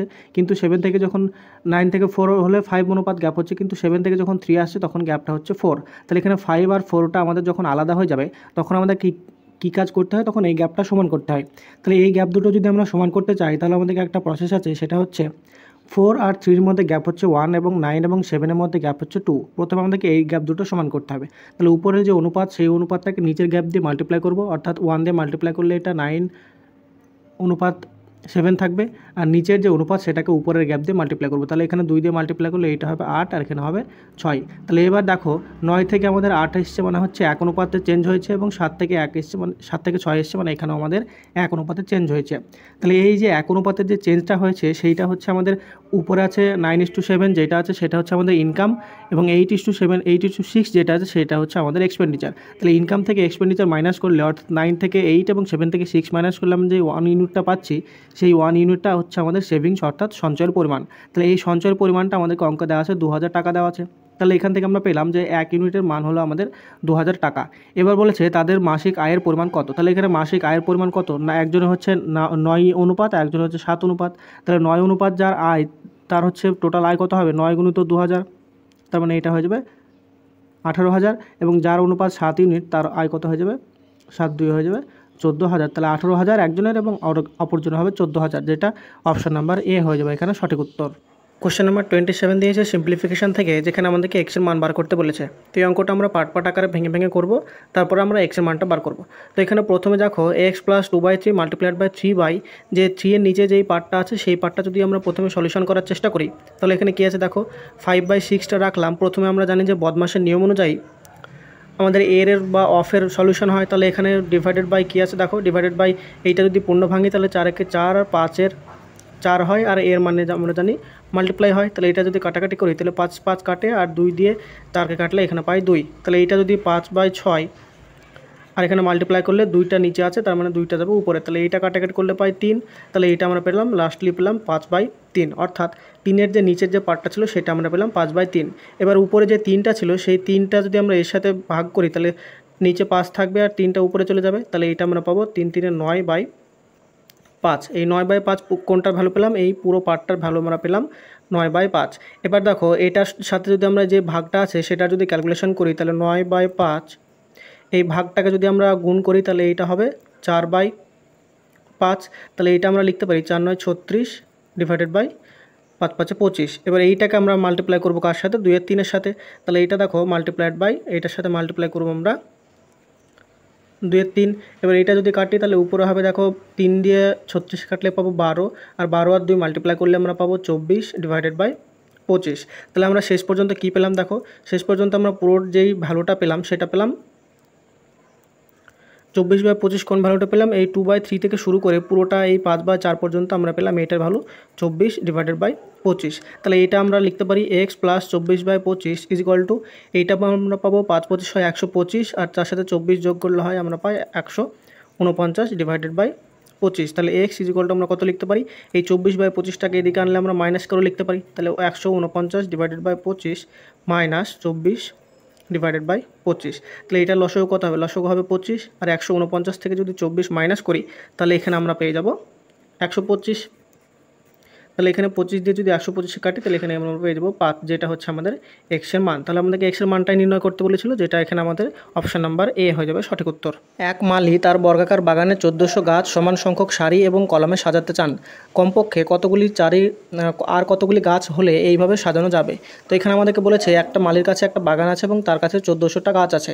এবার বলেছে আমাদেরকে সারি করতে হবে এমন করে যাতে যটা আমাদের রো হয় তটা আমাদের কলম হয়। অর্থাৎ এইদিকে যদি আমাদের এক্সট্রা গাছ লাগাই তাহলে এইদিকে আমাদের এক্সট্রা গাছ লাগাতে হবে। তাহলে আমাদের কেমনভাবে সাজাতে হবে যে X multiplied by X is equal to আমাদের এখানে 1400 হওয়ার কথা। কিন্তু এখানে দেখো 1400 আমরা এখানে লিখতে পারবি না, কেননা এদিকে আমরা পাবো এক্সের স্কোয়ার, আর এদিকে আমরা 1400 লিখতে পারি না, কেননা 1400টা একটা পূর্ণবর্গ সংখ্যা নয়। তাহলে আমাদেরকে বলেছে এই 1400-র সাথে এমন কোন সংখ্যা যোগ করতে হবে যাতে আমরা এখান থেকে এইটাকে এক্সের স্কোয়ার আকারে লিখতে পারি, অর্থাৎ একটা পূর্ণবর্গ সংখ্যার বর্গ আকারে লিখতে পারি। তাহলে এখান থেকে আমাদেরকে এক্সের ভ্যালুটা বার করতে হবে, অর্থাৎ 1400-র সাথে আর কত যোগ করতে হবে। তো এইটা আমরা লং ডিভিশন মেথডে যদি করার চেষ্টা করি তাহলে আমরা প্রথমে 1400-র বর্গমূল করার চেষ্টা করব। তাহলে 1400-র বর্গমূল করলে আমরা কী পাই, দুটো করে যদি পেয়ার নিই তাহলে দুটো করে পেয়ার নিলে আমরা কী পাবো, এইটা যদি প্রথমে 14-র কাছে সবথেকে কাছাকাছি একটা পূর্ণবর্গ সংখ্যা হয় 9, তাহলে 9কে আমরা কত দিয়ে দিলে 9 হয়, তাহলে এখানে যদি 3 দিয়ে দিই তাহলে 3 3-কে 9 হয়। এটা যদি মাইনাস করি তাহলে এখানে হবে 5, আর এখানে ডবল শূন্য যদি নামে তাহলে এখানে হলো 500। তাহলে এখানে কত বসে, 3-এর ডবল হয় 6।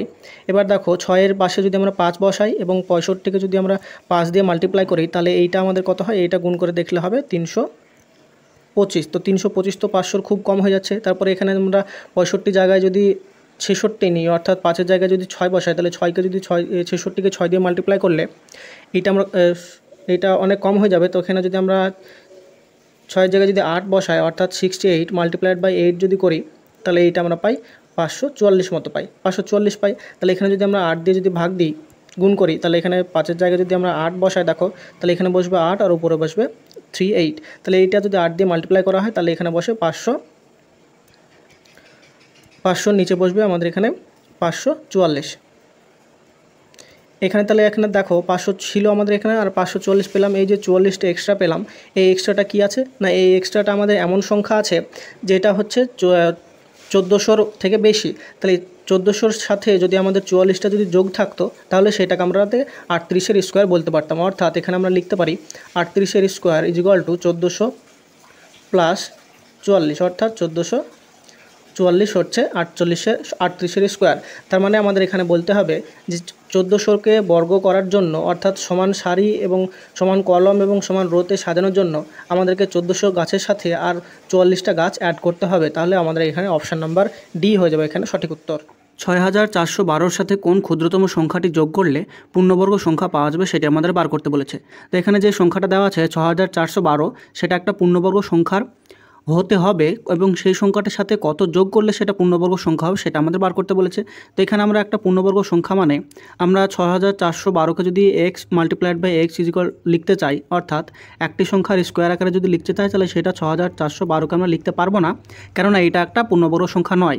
তারপরে আমাদেরকে বলেছে এর সাথে কত আরও অ্যাড করলে আমরা সেটাকে একটা পূর্ণবর্গ সংখ্যার স্কোয়ার আকারে লিখতে পারবো, অর্থাৎ এইটা একটা পূর্ণবর্গ সংখ্যা হবে। তাহলে এখানে আমাদেরকে এক্সের স্কোয়ার ইকুয়াল টু একটা সংখ্যা বার করতে হবে, যেটার স্কোয়ার আকারে আমরা 6400 সংখ্যার কাছাকাছি এমন একটা পূর্ণবর্গ সংখ্যা পাবো। তাহলে সেই সংখ্যাটা কত যোগ করলে 6412টা পূর্ণবর্গ সংখ্যা হবে, সেটা বার করার জন্য আমাদেরকে প্রথমে 6412কে পূর্ণবর্গ সংখ্যা আকারে দেখতে হবে এবং সেটা বর্গমূল করে দেখতে হবে যে সেটা কোন সংখ্যার বর্গের কাছাকাছি আসে। তাহলে এখানে 6412কে যদি আমরা দেখো লং ডিভিশন মেথডে যদি বর্গমূল করার চেষ্টা করি, তাহলে দুটো করে পেয়ার নিই। দুটো করে পেয়ার নিলে প্রথমে যদি আমরা 8 দিয়ে যদি দিই, তাহলে এখানে 8 8 হয় কত, 64 হয়। 64 হওয়ার পরে লাস্টের দুটো পেয়ার নামে একটা পেয়ার নামে, অর্থাৎ 12 নামে। এবার এখানে দেখো 8-এর ডবল এখানে কত হবে, 16 হবে। এবার 16-র পাশে যদি আমরা 1 বসাই, তাহলে 161 হয়। 161কে যদি আমরা 1 দিয়ে মাল্টিপ্লাই করি, তাহলে সেটা আমরা 161 পাবো। তাহলে এটা যদি 1 দিয়ে দিই, তাহলে উপরে হবে 81 আর নিচে হবে 161। তাহলে এখানে আমরা কত বসাবো, 161। এবার দেখো এখানে কত এক্সট্রা থাকছে, 161 থেকে যদি আমরা 12 মাইনাস করি, তাহলে এখানে আমাদের 149 এক্সট্রা থাকছে। এই 149 যে এক্সট্রাটা পাচ্ছি, সেটা কোথা থেকে পাচ্ছি না, এই 149টা যদি আমাদের 6 4 1 2 এর মধ্যে যদি থাকতো, তাহলে আমাদের ভাগটা মিলে যেত 81-র বর্গমূল। অর্থাৎ আমরা এখানে বলতে পারি যে 81-র যে বর্গ, সেটা আমাদের কত হবে, 6412 প্লাস 149, এইটা হয়ে যাবে আমাদের 81-র বর্গ।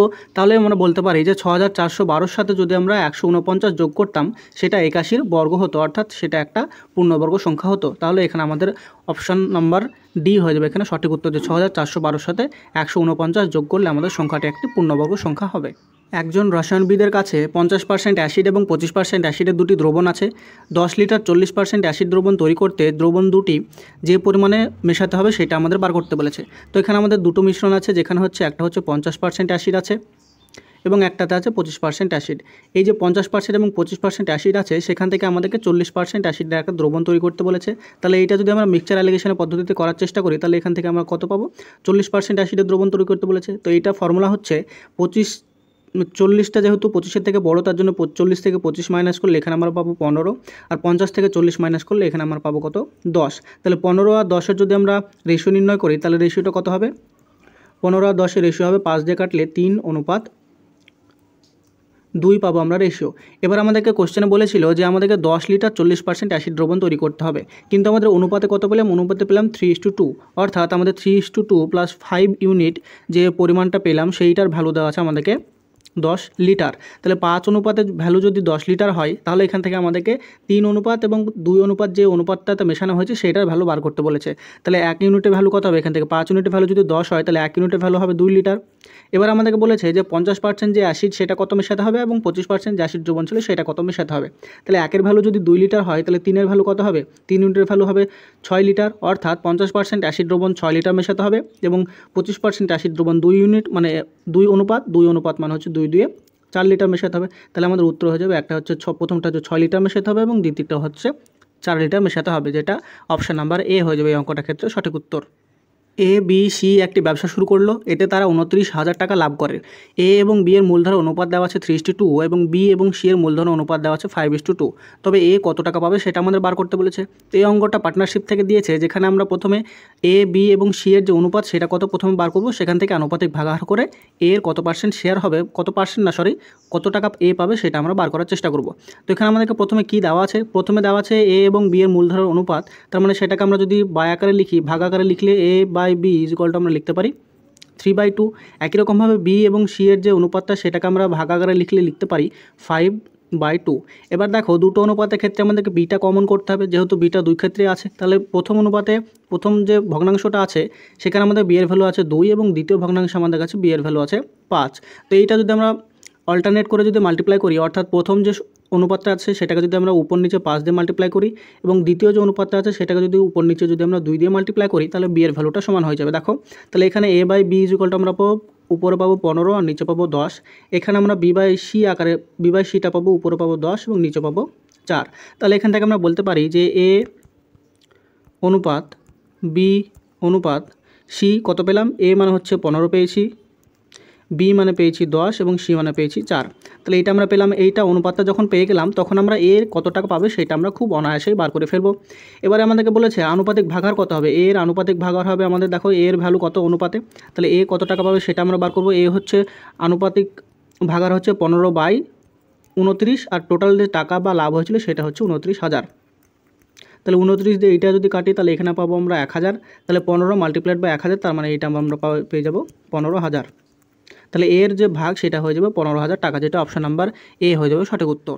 একটি গির্জার 3টি ঘন্টা একসাথে বাজে, তারপর তারা 3.1 সেকেন্ড, 2.1 সেকেন্ড এবং 1.2 সেকেন্ড পর বাজে, তাহলে ওই 3টি ঘন্টা ন্যূনতম যে সময় পরে আবার একসাথে বাজবে। তো এখানে আমাদের এই অঙ্কগুলোর ক্ষেত্রে ঘন্টা বাজার ক্ষেত্রে যে টাইমটা দেওয়া থাকে 3টে ঘন্টার ক্ষেত্রে, সেই 3টে টাইমের আমরা লসাগু বার করলেই আমাদের সেই কতক্ষণ পরে আবার তার একসাথে বাজবে সেই টাইমটা আমরা পেয়ে যাই। তো এখানে আমাদেরকে যে ভগ্নাংশগুলো দেওয়া আছে সেগুলোকে আমরা প্রথমে যদি পূর্ণ ভগ্নাংশে কম্পেয়ার করি তাহলে এখানে পাবো 3.1 মানে এটা 3 3 9 আর 1 যোগ হবে, তার মানে এটাকে আমরা লিখতে পারি 10/3।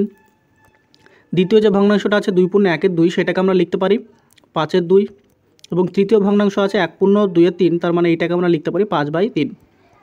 এবার এটা পেলাম আমরা 3টি ঘন্টার সময়, যেই সময় পর তারা একসাথে বাজার এত সেকেন্ড অন্তর তারা একসাথে আবার বাজে। তো আমরা কত সেকেন্ড পরে তারা আবার একসাথে বাজবে সেটা বার করার জন্য আমরা এটার এলসিএম বার করব। তাহলে এলসিএম ভগ্নাংশের যেহেতু আমরা এলসিএম বার করার ফর্মুলা কি আছে, তো আমরা জানি যে ভগ্নাংশের এলসিএম বার করার জন্য উপরে যে লব থাকে তাদের এলসিএম বার করতে হয়। তাহলে এখানে আমাদের এলসিএম কাদের হবে 10,5,5 হবে এলসিএম বা লসাগু, এবং নিচে যে হর থাকে তাদের হচ্ছে এইচসিএফ বা গসাগু বার করতে হয়। তাহলে 3,2,5 বার করবো গসাগু। তাহলে উপরে দেখো 5, 10 এবং 5-এর যদি লসাগু বার করি তাহলে এইটা পাবো 10, আর নিচে 3, 2 আর 5-এর মধ্যে কিছুই কমন নাই, তাহলে এখানে আমাদের এদের এইচসিএফ বা গসাগু পেয়ে যাবো 1। তাহলে এখান থেকে আমরা পেয়ে যাবো 10 সেকেন্ড পর, অর্থাৎ 10 সেকেন্ড পর 3টি ঘন্টা আবার একসাথে বাজবে। তার জন্য আমাদের এখানে অপশন নাম্বার এ হয়ে যাবে সঠিক উত্তর। একটি আয়তাকার ক্ষেত্রে দৈর্ঘ্য 10% বাড়ানো হলো এবং প্রস্থ 10% কমানো হলো, এতে করে নতুন যে ক্ষেত্রফলটি তৈরি হলো তার ক্ষেত্রফল কত শতাংশ কমলো বা বাড়লো। তো এই অঙ্কগুলো করার জন্য আমাদের একটা বেসিক ফর্মুলা আছে, সেটা হলো x plus xy divided by 100। এবার এখানে আমাদেরকে x যদি আমরা ধরি যে দৈর্ঘ্যের যে পরিমাণ সেটা বাড়ানো হয়েছে, তাহলে x এর ভ্যালুটা আমরা ধরবো +10%, এবং প্রস্থটা যেহেতু কমানো হয়েছে তার জন্য প্রস্থটা অর্থাৎ y এর ভ্যালুটা ধরবো আমরা -10। এবার এইটা ভ্যালুটা পুট করে যদি আমরা এই ভ্যালুটা বার করতে চাই তাহলে কত হবে দেখো। তো x এর ভ্যালু যদি আমরা +10 বসাই, মাইনাস y এর ভ্যালু হচ্ছে y এর জায়গায় -10, তাহলে এখানে মাইনাস হলো, প্লাস x এর ভ্যালু আছে 10 মাল্টিপ্লাইড বাই y এর ভ্যালু হচ্ছে -10 আর নিচে ছিল আমাদের 100। তাহলে -10 আর +10 যদি কাটি তাহলে এখানে দেখো মাইনাস আর প্লাসে মাল্টিপ্লাইড বাই করে আমরা মাইনাস পাবো, এবং উপরে 10 মাল্টিপ্লাইড বাই 10 মানে আমরা 100 পাবো, এবং নিচেও পাবো 100। তাহলে এটা ক্যালকুলেট করে আমরা পাবো -1%। তাহলে এই -1%-এর ভ্যালুটা আমাদেরকে কী ইঙ্গিত করছে, যে -1%-এর ভ্যালুটা আমাদেরকে ইঙ্গিত করছে ক্ষেত্রফল কত শতাংশ কমলো বা বাড়লো। তো এখানে যে মাইনাস সাইনটা এসছে সেই সাইনটার জন্য আমরা বুঝবো যে ক্ষেত্রফল যেটা নতুন তৈরি হয়েছে সেটাতে ক্ষেত্রফল আমাদের 1% কমেছে, যেহেতু মাইনাস সাইনটা আছে। তার জন্য আমাদের এখানে অপশান নাম্বার এ হয়ে যাবে সঠিক উত্তর। এখানে অপশান নাম্বার বি হয়ে যাবে আমাদের সঠিক উত্তর। এক ব্যক্তি তার অর্থের 1/10 স্কুলে দান করে, বাকি অর্থের 1/6 একটি গির্জাকে দান করেন। যত টাকা অবশিষ্ট থাকে তা তার 3 ছেলেমেয়েকে সমানভাবে ভাগ করে দেয়। যদি প্রত্যেক সন্তান 50,000 টাকা করে পায় তাহলে তার মোট অর্থের পরিমাণ কত ছিল। তো এখানে আমরা মোট অর্থের পরিমাণ যদি ধরি, একটা নির্দিষ্ট পরিমাণ টাকা ছিল, তার অর্থ সেই পরিমাণটা যদি আমরা পি ধরি, তাহলে সেই পি অংশের মধ্যে 1/10 স্কুলে দান করে, অর্থাৎ 10 ভাগের 1 ভাগ যদি স্কুলে দান করে তাহলে তার কাছে এখন কত আছে, 9/10 আছে। সেই 9/10 যেটা ছিল সেটার সে 1/6 গির্জায় দান করেন। তাহলে 6 ভাগের মধ্যে 1 ভাগ যদি দান করে দেন তাহলে তার কাছে এখন কত আছে, 5/6 আছে। 6 ভাগের মধ্যে 1 ভাগ যদি দান করে দেন, তারপর বলেছে যে টাকাটা তার কাছে জমা থাকবে সেই টাকাটার মধ্যে আবার 3 ভাগ করবেন এবং সমান ছেলে মেয়েকে ভাগ করে দেবেন সমানভাবে 3 ভাগে। তাহলে প্রত্যেক ছেলে মেয়ে যদি 50,000 টাকা করে পায় তাহলে আমাদেরকে পি এর মানটা বার করতে হবে। তো এখানে আমাদের টোটাল যদি তার টাকা পি হয় তাহলে পি এর হচ্ছে 1/10 স্কুলে দান করলে পড়ে থাকে কত, 9/10 বাকি থাকে। এই যে 9/10 বাকি ছিল তার মধ্যে 1/6 গির্জাকে দান করেন, তাহলে 6 ভাগের মধ্যে 1 ভাগ দান করলে আমাদের তার কাছে আর থাকে 5/6 পড়ে থাকে। এই 5/6 অর্থাৎ P multiplied by 9/10 multiplied by 5/6, এই যে টোটাল টাকাটা তার কাছে দানের পরে যে টাকাটা জমা ছিল সেই টাকাটা কজনের মধ্যে ভাগ করেন, 3 জনের মধ্যে ভাগ করেন, 3 জন ছেলে মেয়ের মধ্যে ভাগ করেন এবং প্রত্যেকে ভাগ পান 50,000 টাকা করে। তাহলে এইটা ইকুয়াল টু পাবো আমরা 50,000 টাকা। এবার এখান থেকে আমাদেরকে পি এর ভ্যালুটা ক্যালকুলেশন করতে হবে। তাহলে এখান থেকে পি এর ভ্যালুটা ক্যালকুলেশন করবো কী করে দেখো। তো এখান থেকে 3টা যদি আমরা ডান দিকে নিয়ে যাই তাহলে এই 3টা ডান দিকে গেলে এদিকে মাল্টিপ্লাই ছিল, তাহলে ডিভাইড ছিল, তাহলে ওদিকে গেলে হয়ে যাবে মাল্টিপ্লাই। এবার দেখো আমরা কীভাবে কাটাকাটিটা করছি না, 5 দিয়ে যদি 10কে কাটি তাহলে এখানে পাই 2। আবার দেখো এই 3 দিয়ে যদি 9কে কাটি তাহলে এখানে পাই 3, আর 3 দিয়ে 6কে কাটলে এখানে পাবো 2। তাহলে নিচে দেখো 2 মাল্টিপ্লাইড বাই 2 মানে এখানে পাবো 4, সেই 4টা এখানে 50,000-এর সাথে মাল্টিপ্লাই হবে। তাহলে এখানে আমরা পি ইজ ইকুয়াল টু পেয়ে যাব, 4টা যদি ওদিকে গিয়ে মাল্টিপ্লাই হয় তাহলে পি ইজ ইকুয়াল টু আমরা পাবো 50,000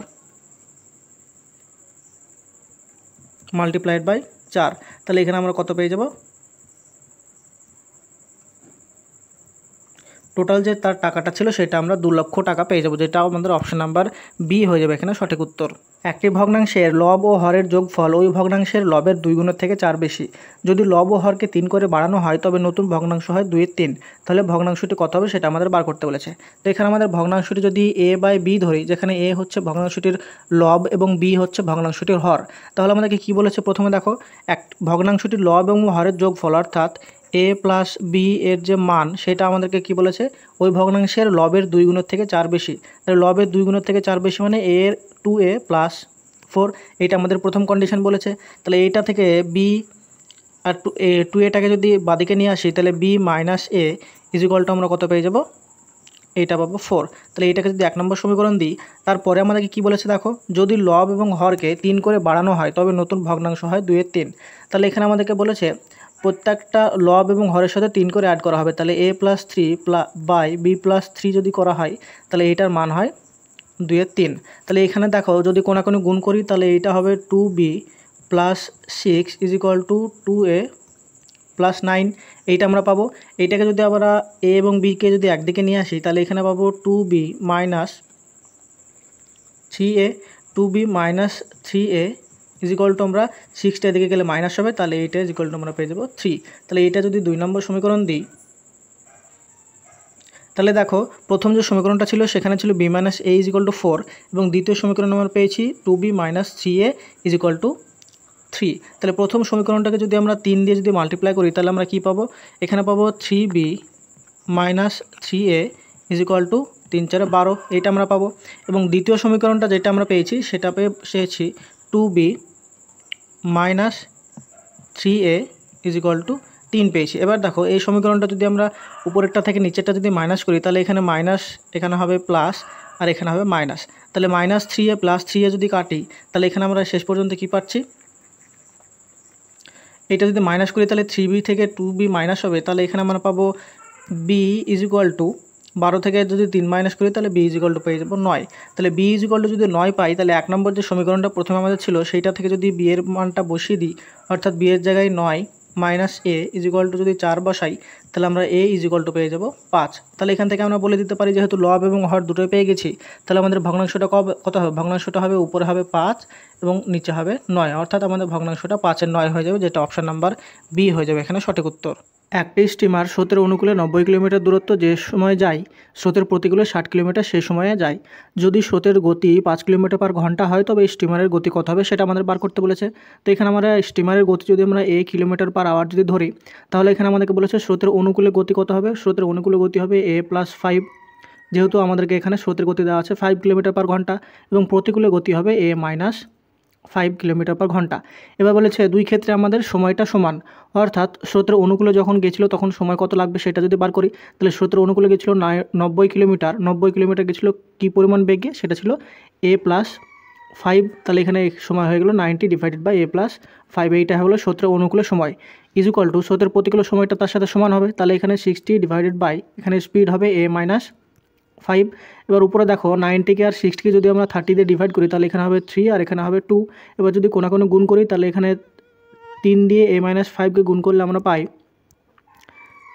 3a minus 15 is equal to 2 দিয়ে যদি a প্লাস 5কে মাল্টিপ্লাই করি তাহলে এখানে পাই 2a প্লাস 10, এইটা পাই। তাহলে এই 2aটাকে যদি 3a থেকে মাইনাস করি তাহলে আমরা কত পাই, a ইজ ইকুয়াল টু কত পাই, এই 15টা ওদিকে গেলে প্লাস হবে, তাহলে 10 plus 15 is equal to 25 kilometre per hour, এইটা পেয়ে যাবো আমরা স্টিমারের গতি, যেটা অপশন নাম্বার সি হয়ে যাবে এখানে সঠিক উত্তর। একটি ট্রেন 264 মিটার দৈর্ঘ্যের একটি সেতু 20 সেকেন্ডে অতিক্রম করে এবং রেল লাইনের ধারে একটি থামকে 8 সেকেন্ডে অতিক্রম করে, তাহলে ট্রেনটির গতি কত সেটা আমাদেরকে বার করতে বলেছে। তো এখানে আমাদেরকে গতি বার করতে বলেছে, মানে আমরা ট্রেনটির দৈর্ঘ্য যদি a ধরি এবং গতি যদি b ধরি তাহলে আমরা জানি যখন কোনো ট্রেন কোনো কোনো থামকে অতিক্রম করে বা কোনো খুঁটি বা কোনো ব্যক্তিকে যখন অতিক্রম করে তখন সে নিজের দৈর্ঘ্যকেই অতিক্রম করে। তাহলে এখানে আমরা দৈর্ঘ্য ধরেছি কত, এ ধরেছি।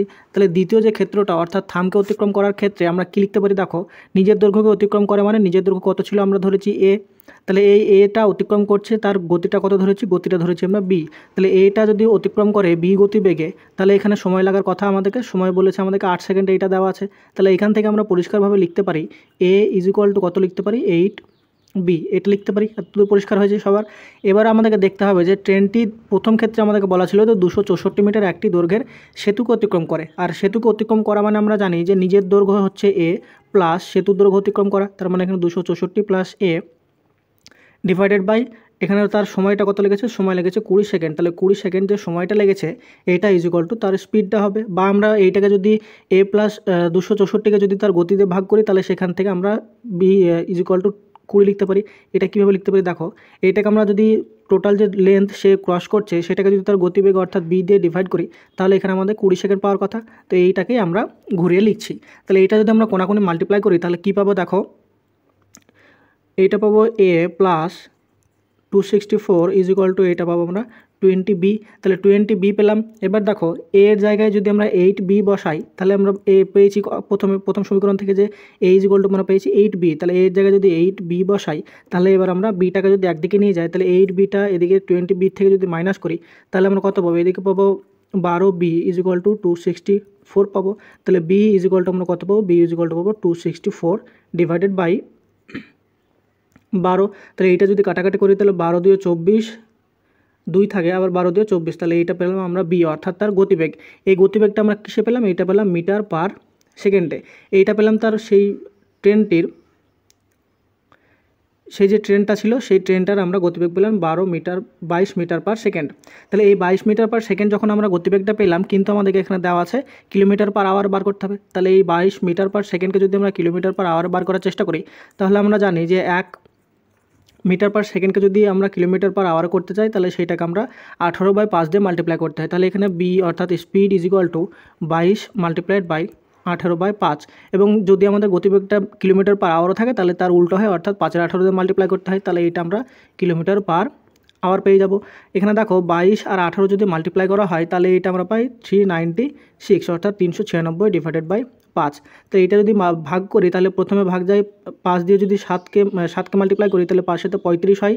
তাহলে 7 35 যদি ভাগ চলে যায় তাহলে এখানে আমাদেরকে 4 অবশিষ্ট থাকে, তাহলে হয় 46।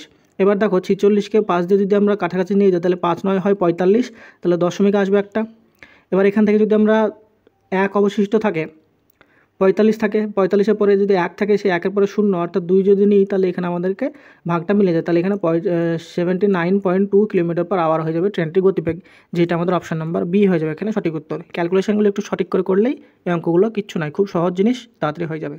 1 লাখের নিকটবর্তী যে সংখ্যাটি 2, 3, 4, 5, 6 এবং 7 দ্বারা বিভাজ্য সেটি কোনটি হবে আমাদের অপশান থেকে বার করতে বলেছে। তো আমাদেরকে যে সংখ্যাগুলো দেওয়া আছে অর্থাৎ 2, 3, 4, 5, 6, 7 সেগুলোর আলাদা আলাদা করে ডিভিজিবিলিটি দিয়ে আমরা প্রত্যেকটা অপশানকে চেক করব এবং অপশান এলিমিনেট করতে করতে আমরা অ্যান্সার পর্যন্ত যাব।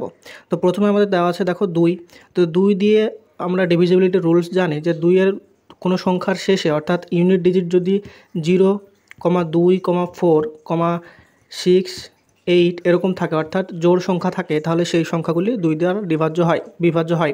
তাহলে এখানে দেখো 4টে অপশানেরই শেষে 0 আছে অর্থাৎ ইউনিট ডিজিট 0 আছে, তার মানে 4টে অপশানই আমাদের 2 দ্বারা ডিভিজিবল হবে। তাহলে এইটা দিয়ে আমরা কোনো অপশান এলিমিনেট করতে পারলাম না।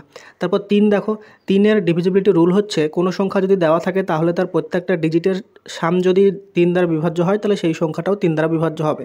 তাহলে প্রথম অপশান যেটা আছে সেটার প্রত্যেকটা ডিজিটের যোগফল কত হবে, 3 আর 1 হচ্ছে 4, তাহলে এখানে ডিজিট সাম হলো 4।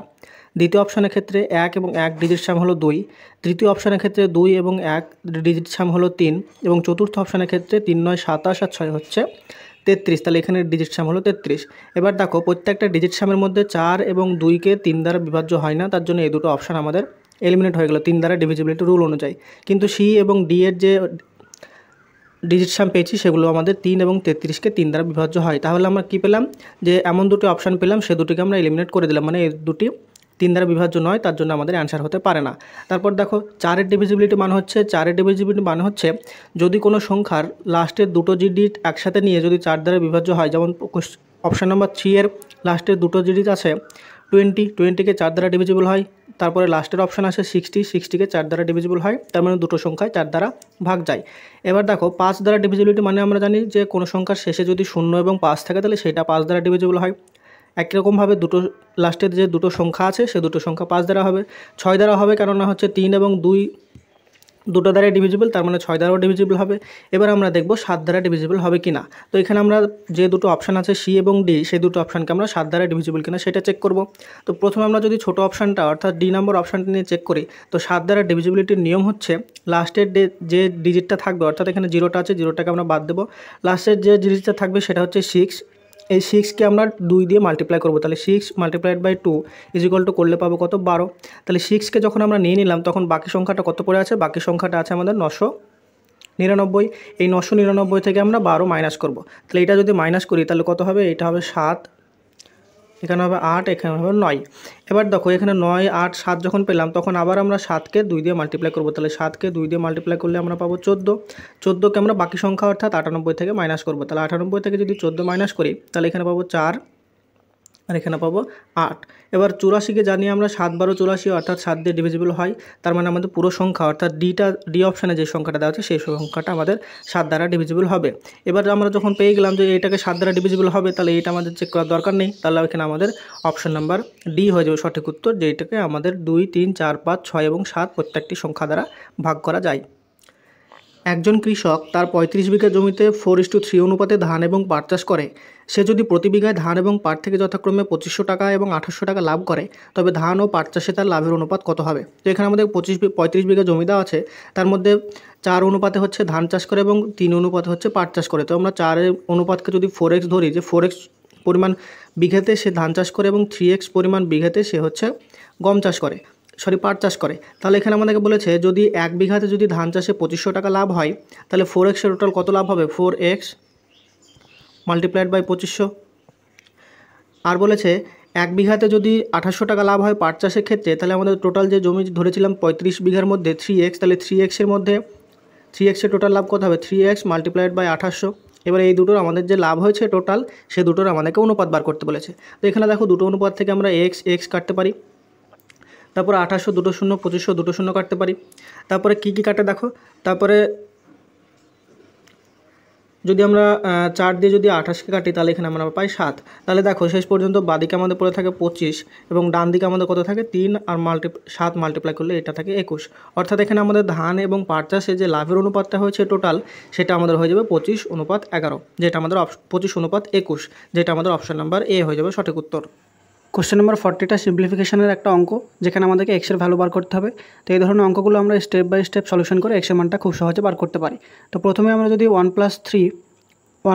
প্লাস 1/5 এর যদি সমাধান করার চেষ্টা করি, তাহলে এটার লসাগু কত হবে, লসাগু হবে 15 আর উপরে হবে 5 প্লাস 3, তার মানে এইটা আমরা লিখতে পারি 8 এর 15।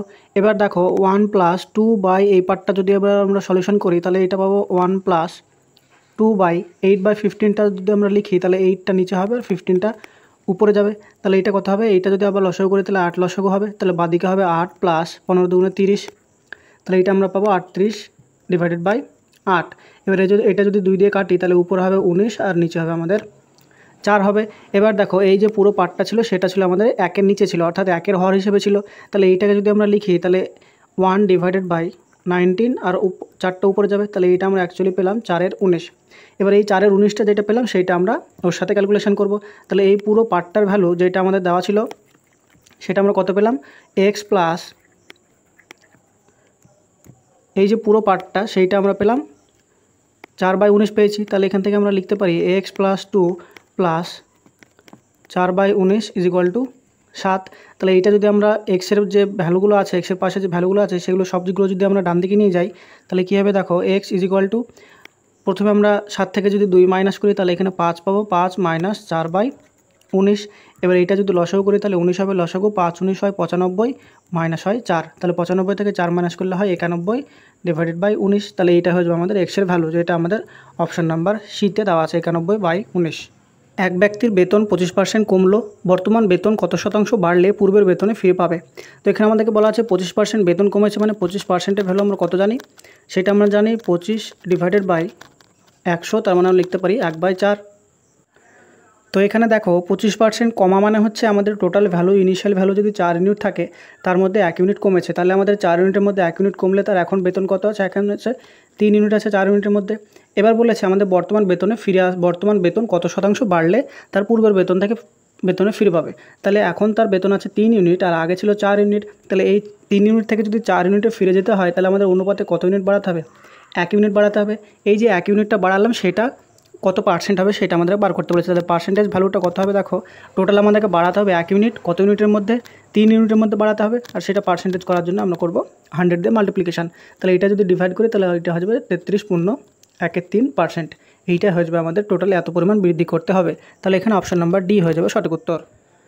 কোনো সংখ্যার 1/4 অংশ ওই সংখ্যার 1/3 অংশের সাথে যোগ করলে যে সংখ্যাটি পাওয়া যায় তা ওই সংখ্যার 1/2 অংশ থেকে 15 অধিক হয়, তাহলে সংখ্যাটি কত হবে। তো এইটাও কিচ্ছু না, এই অঙ্কে শুধু আমাদের সমীকরণটা গঠন করে সমাধান করলে আমরা সংখ্যাটির ভ্যালু পেয়ে যাব। তো এখানে আমাদের সংখ্যাটি যা খুশি একটা ধরতে পারো, আমি ধরলাম সংখ্যাটি যদি এ ধরি তাহলে সেই সংখ্যাটির 1/4 অংশ মানে আমরা কত লিখতে পারি a/4, তার সাথে সংখ্যাটির 1/3 অংশ মানে হচ্ছে a/3 যদি যোগ করা হয় তাহলে সেটি সংখ্যাটির 1/2 অংশ অর্থাৎ a/2 এর থেকে 15% বেশি হয়। এইটা হলো আমাদের সমীকরণ। এবার এটা যদি সমাধান করার চেষ্টা করি, অর্থাৎ সবগুলো a এর ভ্যালু যদি আমরা একদিকে নিয়ে আসি তাহলে a/4 plus a/3 minus a/2 পাবো 15। তাহলে নিচে যদি লসাগু করি তাহলে এটা লসাগু করলে হয় 12, তাহলে এখানে হবে 3a plus 4a minus 6a আমরা পাবো 15। তাহলে উপরে দেখো 4 আর 3 7 থেকে যদি 6 মাইনাস করি তাহলে আমরা উপরে পাচ্ছি a ডিভাইডেড বাই 12 15। তাহলে a আমরা কত পাবো 12 আর 15 যদি আমরা মাল্টিপ্লাই করি তাহলে এটা পেয়ে যাবো 180।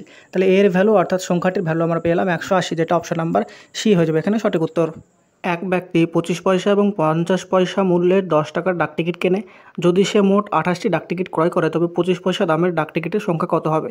তো এই অঙ্কটার ক্ষেত্রে আমরা 25 পয়সা ডাকটিকিটের সংখ্যা যদি এ ধরি এবং 50 পয়সার ডাকটিকিটের সংখ্যা যদি বি ধরি তাহলে আমাদের এখানে দেওয়া আছে টোটাল সে ডাকটিকিট কিনেছিল কটা 28টি। তাহলে এখানে আমরা লিখতে পারি a প্লাস বি = 28, এটা 1 নম্বর সমীকরণ পেলাম। এবং দ্বিতীয় ক্ষেত্রে অর্থাৎ আমাদের প্রথমে যে শর্তটা দেওয়া ছিল সেটা বলেছিল 25 পয়সা ডাকটিকিট এবং 50 পয়সা ডাকটিকিট মিলে তার টোটাল হয়েছিল কত টাকা, 10 টাকা হয়েছিল। তাহলে এই 10 টাকাকে যদি আমরা পয়সায় কনভার্ট করি তাহলে এটাকে 100 দিয়ে মাল্টিপ্লাই করবো, তার মানে এটা হয়ে যাবে আমাদের 1000 পয়সা। তাহলে এই 1000 পয়সাকে আমরা কীভাবে লিখবো, দেখো টোটাল আমাদের 50 পয়সার যে ডাকটিকিট সেটা কিনেছিল এ সংখ্যক, তাহলে একটার দাম যদি 25 পয়সা হয় তাহলে টোটাল এ সংখ্যকের দাম কত হবে 25a। একই রকমভাবে 50b এটা হচ্ছে টোটাল টাকা, সেই টোটাল টাকাটা হয়েছিল আমাদের 10 টাকা, বা এটাকে লিখতে পারি 1000 পয়সা।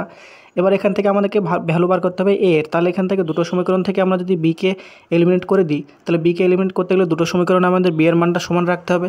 তাহলে প্রথম যে সমীকরণটা a প্লাস বি = 28, এটাকে যদি আমরা 50 দিয়ে মাল্টিপ্লাই করি তাহলে দুদিকে বি এর মান সমান হবে। তাহলে এটাকে 50 দিয়ে মাল্টিপ্লাই করলে এখানে আমরা পাবো 50a প্লাস 50b = 28কে যদি 50 দিয়ে মাল্টিপ্লাই করি তাহলে এইটা আমরা পাই 1400। এবার দেখো প্রথম সমীকরণ থেকে দ্বিতীয় সমীকরণ যদি আমরা মাইনাস করি তাহলে এখানে যদি বসাই তাহলে এখানে 25a প্লাস 50b = এইটা আছে 1000। তাহলে এখানে দেখো সাইন চেঞ্জ করলে মাইনাস মাইনাস আর এখানে মাইনাস, তাহলে 50b এবং -50b যদি আমরা কাটি তাহলে এটা এলিমিনেট হয়ে গেল। তাহলে এখানে 50a থেকে 25a যদি মাইনাস করি তাহলে এখানে আমরা পাই 25a = 1400 থেকে 1000 মাইনাস করলে এখানে আমরা পাই 400। তাহলে a = কত পাবো, a পাবো 400 ডিভাইডেড বাই 25। তাহলে এটা আমাদের যদি কাটি তাহলে হয় 8 25 হয় 200, তাহলে 16 25 হবে আমাদের 400। তাহলে এর ভ্যালু আমরা পেয়ে যাবো 16, অর্থাৎ আমাদের যে 25 পয়সা দামের যে ডাকটিকিটের সংখ্যা সেটা আমাদের হয়ে যাবে 16, যেটা অপশন নাম্বার এতে দেওয়া আছে। কিছু পরিমাণ টাকার 10% হারে 2 বছরের চক্রবৃদ্ধি সুদ এবং সরল সুদের অন্তর যদি 50 টাকা হয় তাহলে টাকার পরিমাণ কত সেটা আমাদের বার করতে বলেছে। তো এইটা 2 বছরের চক্রবৃদ্ধি সুদ এবং সরল সুদের যে অন্তর সেটার ফর্মুলা হয়, ডিফারেন্সটা যদি ডি ধরি তাহলে D = p × r divided by 100 to the power square বা টু দি পাওয়ার 2, এইটা হচ্ছে আমাদের ফর্মুলা। তাহলে এখানে যদি আমরা ভ্যালুগুলো বার করে দিই তাহলে আমাদের টাকার পরিমাণ অর্থাৎ পি এর ভ্যালুটা বার করতে হবে। তাহলে p মাল্টিপ্লাইড বাই r মানে আমাদেরকে দেওয়া আছে 10%, তাহলে 10/100, এটা স্কোয়ার মানে আমরা এটাকে দুবার লিখব, = ডি ডিফারেন্স আমাদের দেখা দেওয়া আছে 50। তাহলে এখান থেকে 10 10 যদি কাটি তাহলে এখানে আমরা পি = লিখতে পারি 50 মাল্টিপ্লাইড বাই এখানে 10 দিয়ে 100 কাটলে 10 বাঁচে, এখানে 10 বাঁচে, তাহলে এটা 10 মাল্টিপ্লাইড বাই 10 হয়ে গেল। 10গুলো এলো কোথা থেকে, না এখানে 100/10/100 ছিল, তাহলে 10 দিয়ে 100 কাটলে আমাদের একটা শূন্য কেটে যায়, তাহলে এখানে 1 এর 10 ছিল, এখানে 1 এর 10 ছিল, সেই 1 এর 10গুলো যেহেতু নিচে ছিল তার জন্য ওদিকে গেলে আমাদের গুণ হয়ে যাবে, তাহলে এখানে আমাদের অ্যান্সার কত হয়ে যাবে, এটা হয়ে যাবে 5,000 টাকা। অর্থাৎ আমাদের আসলে পরিমাণ বা টাকার পরিমাণ ছিল 5,000 টাকা, যেটা অপশন নাম্বার বি হয়ে যাবে সঠিক উত্তর। যদি 3 জন পুরুষ অথবা 4 জন মহিলা দিনে 480 টাকা আয় করে, তবে 6 জন পুরুষ এবং 11 জন মহিলা একদিনে কত টাকা আয় করবে? তো এখানে আমাদেরকে প্রথম শর্তটা কী দেওয়া আছে সেটা বোঝার চেষ্টা করো। বলেছে 3 জন পুরুষ, তাহলে 3 পুরুষকে যদি আমরা এম দিয়ে ধরি, অথবা 4 জন মহিলা, তাহলে অথবা যেহেতু বলেছে তার জন্য এটাকে আমরা ইকুয়াল টু দিয়ে লিখতে পারি। তাহলে 4 জন মহিলা মানে 4 ওমেন ইকুয়াল টু লিখতে পারি। এদের আয় হচ্ছে সমান, তাহলে সেটা আমাদের দেওয়া আছে 480 টাকা একদিনে আয়, অর্থাৎ 3 জন পুরুষ এবং 4 জন মহিলা একই সংখ্যক আয় করে, সেটা হচ্ছে 480 টাকা। তাহলে এখান থেকে 3m ইকুয়াল টু 480 যদি আমরা করি, তাহলে এখান থেকে কত পাবো দেখো, 3m ইকুয়াল টু 480 যদি করি, তাহলে m ইকুয়াল টু আমরা কত পাবো, এটা যদি কাটি তাহলে 3 16 হয় 48, তাহলে 160 টাকা। অর্থাৎ একজন পুরুষ একদিনে 160 টাকা আয় করে। এবং একই রকমভাবে 4m এর সাথে যদি 480 ইকুয়াল করি, তাহলে এখান থেকে আমরা পাবো 4m ইকুয়াল টু 480, তাহলে 4w এটা ছিল ওমেনের ক্ষেত্রে, তাহলে এখান থেকে 4w যদি আমরা করি 480, তাহলে w ইকুয়াল টু আমরা পাবো 4 12 48, তাহলে এটা পেয়ে যাবো 120 টাকা। অর্থাৎ m মানে পেলাম 160 টাকা এবং w মানে পেলাম 120 টাকা। অর্থাৎ একজন পুরুষ একদিনে 160 টাকা ইনকাম করে এবং একজন মহিলা একদিনে 120 টাকা ইনকাম করে। এবার আমাদেরকে কী বার করতে বলেছে দেখো, এবার কোশ্চেনে বার করতে বলেছে 6 জন পুরুষ অর্থাৎ 6m প্লাস 11 জন মহিলা অর্থাৎ 11w একদিনে কত টাকা আয় করবে। তাহলে এখানে আমরা m এবং w এর ভ্যালুটা বসিয়ে ক্যালকুলেশন করলে আমাদের অ্যান্সারটা চলে আসবে। তাহলে 6 মাল্টিপ্লাইড বাই m মানে কত পেয়েছি, 160 পেয়েছি, প্লাস 11 মাল্টিপ্লাইড বাই 120, তাহলে এটা আমরা পাই 6 ষোলো 96, তার মানে এটা হচ্ছে 960, আর 12 11 হয় 132, তার মানে এটা হবে 1320। তাহলে এটা যদি আমরা যোগ করি, তাহলে দেখো 0 8 2 2, তাহলে এটা হয়ে যাবে 2280 টাকা আমাদের টোটাল ইনকাম। তাহলে এটা অপশন নাম্বার সি হয়ে যাবে সঠিক উত্তর। এ বি সি একত্রে একটি কাজ 15 দিনে শেষ করে, ওই কাজটি বি এবং সি একা একা করলে 30 দিনে এবং 40 দিনে শেষ করতে পারে। তাহলে এ একা ওই কাজ কত দিনে শেষ করবে সেটা আমাদেরকে বার করতে বলেছে। তো এখানে আমাদেরকে কী বলা আছে, প্রথম যদি আমরা লিখি, তাহলে এ বি এবং সি একত্রে কাজ করে, মানে এ প্লাস বি প্লাস সি এরা কাজ করে একত্রে 15 দিনে। আবার বলা আছে বি একা সেই কাজ করে কত দিনে, 30 দিনে, এবং সি একা সেই কাজ করে 40 দিনে। তাহলে 15 30 এবং 40-এর যদি আমরা এলসিএম বা লসাগু নিই, তাহলে সেটা হয় আমাদের 120। তাহলে 15 দিয়ে 120কে যদি ভাগ করি, তাহলে সেটা আমরা পাই 8, 30 দিয়ে 120কে ভাগ করলে পাই 4, এবং 40 দিয়ে 120 ভাগ করলে পাই 3। যে 8 4 এবং 3টা পেলাম সেগুলো কি না, 3 যেটা পেলাম সেটা হচ্ছে সি এর এফিসিয়েন্সি, 4 যেটা পেলাম সেটা হচ্ছে বি এর এফিসিয়েন্সি, এবং এ প্লাস বি প্লাস সি এর টোটাল এফিসিয়েন্সি হচ্ছে 8। তাহলে বি এর এফিসিয়েন্সি যদি আমরা 4 পেয়েছি এবং সি এর এফিসিয়েন্সি 3 পেয়েছি, তাহলে দুজনের এফিসিয়েন্সি মিলে অর্থাৎ বি প্লাস সি এর এফিসিয়েন্সি হচ্ছে 7 ইউনিট। এবার বলেছে এ প্লাস বি প্লাস সি তিনজনের এফিসিয়েন্সি হচ্ছে 8, তাহলে বি প্লাস সি এর যদি 7 হয়, তাহলে 8 কার হবে, এ এর হবে 1 ইউনিট, তাহলে এখানে এ এর 1, বি এর 4 এবং 3 সি এর হচ্ছে 3 ইউনিট এফিসিয়েন্সি মিলে আমাদের total A plus B plus C এর এফিসিয়েন্সি 8 ইউনিট। তাহলে এখান থেকে আমরা পেলাম যে এ এর এফিসিয়েন্সি হচ্ছে 1 ইউনিট। তাহলে এইটা বোঝানোর জন্য এত কিছু বলা, যে এ এর এফিসিয়েন্সি পেয়েছি 1 ইউনিট।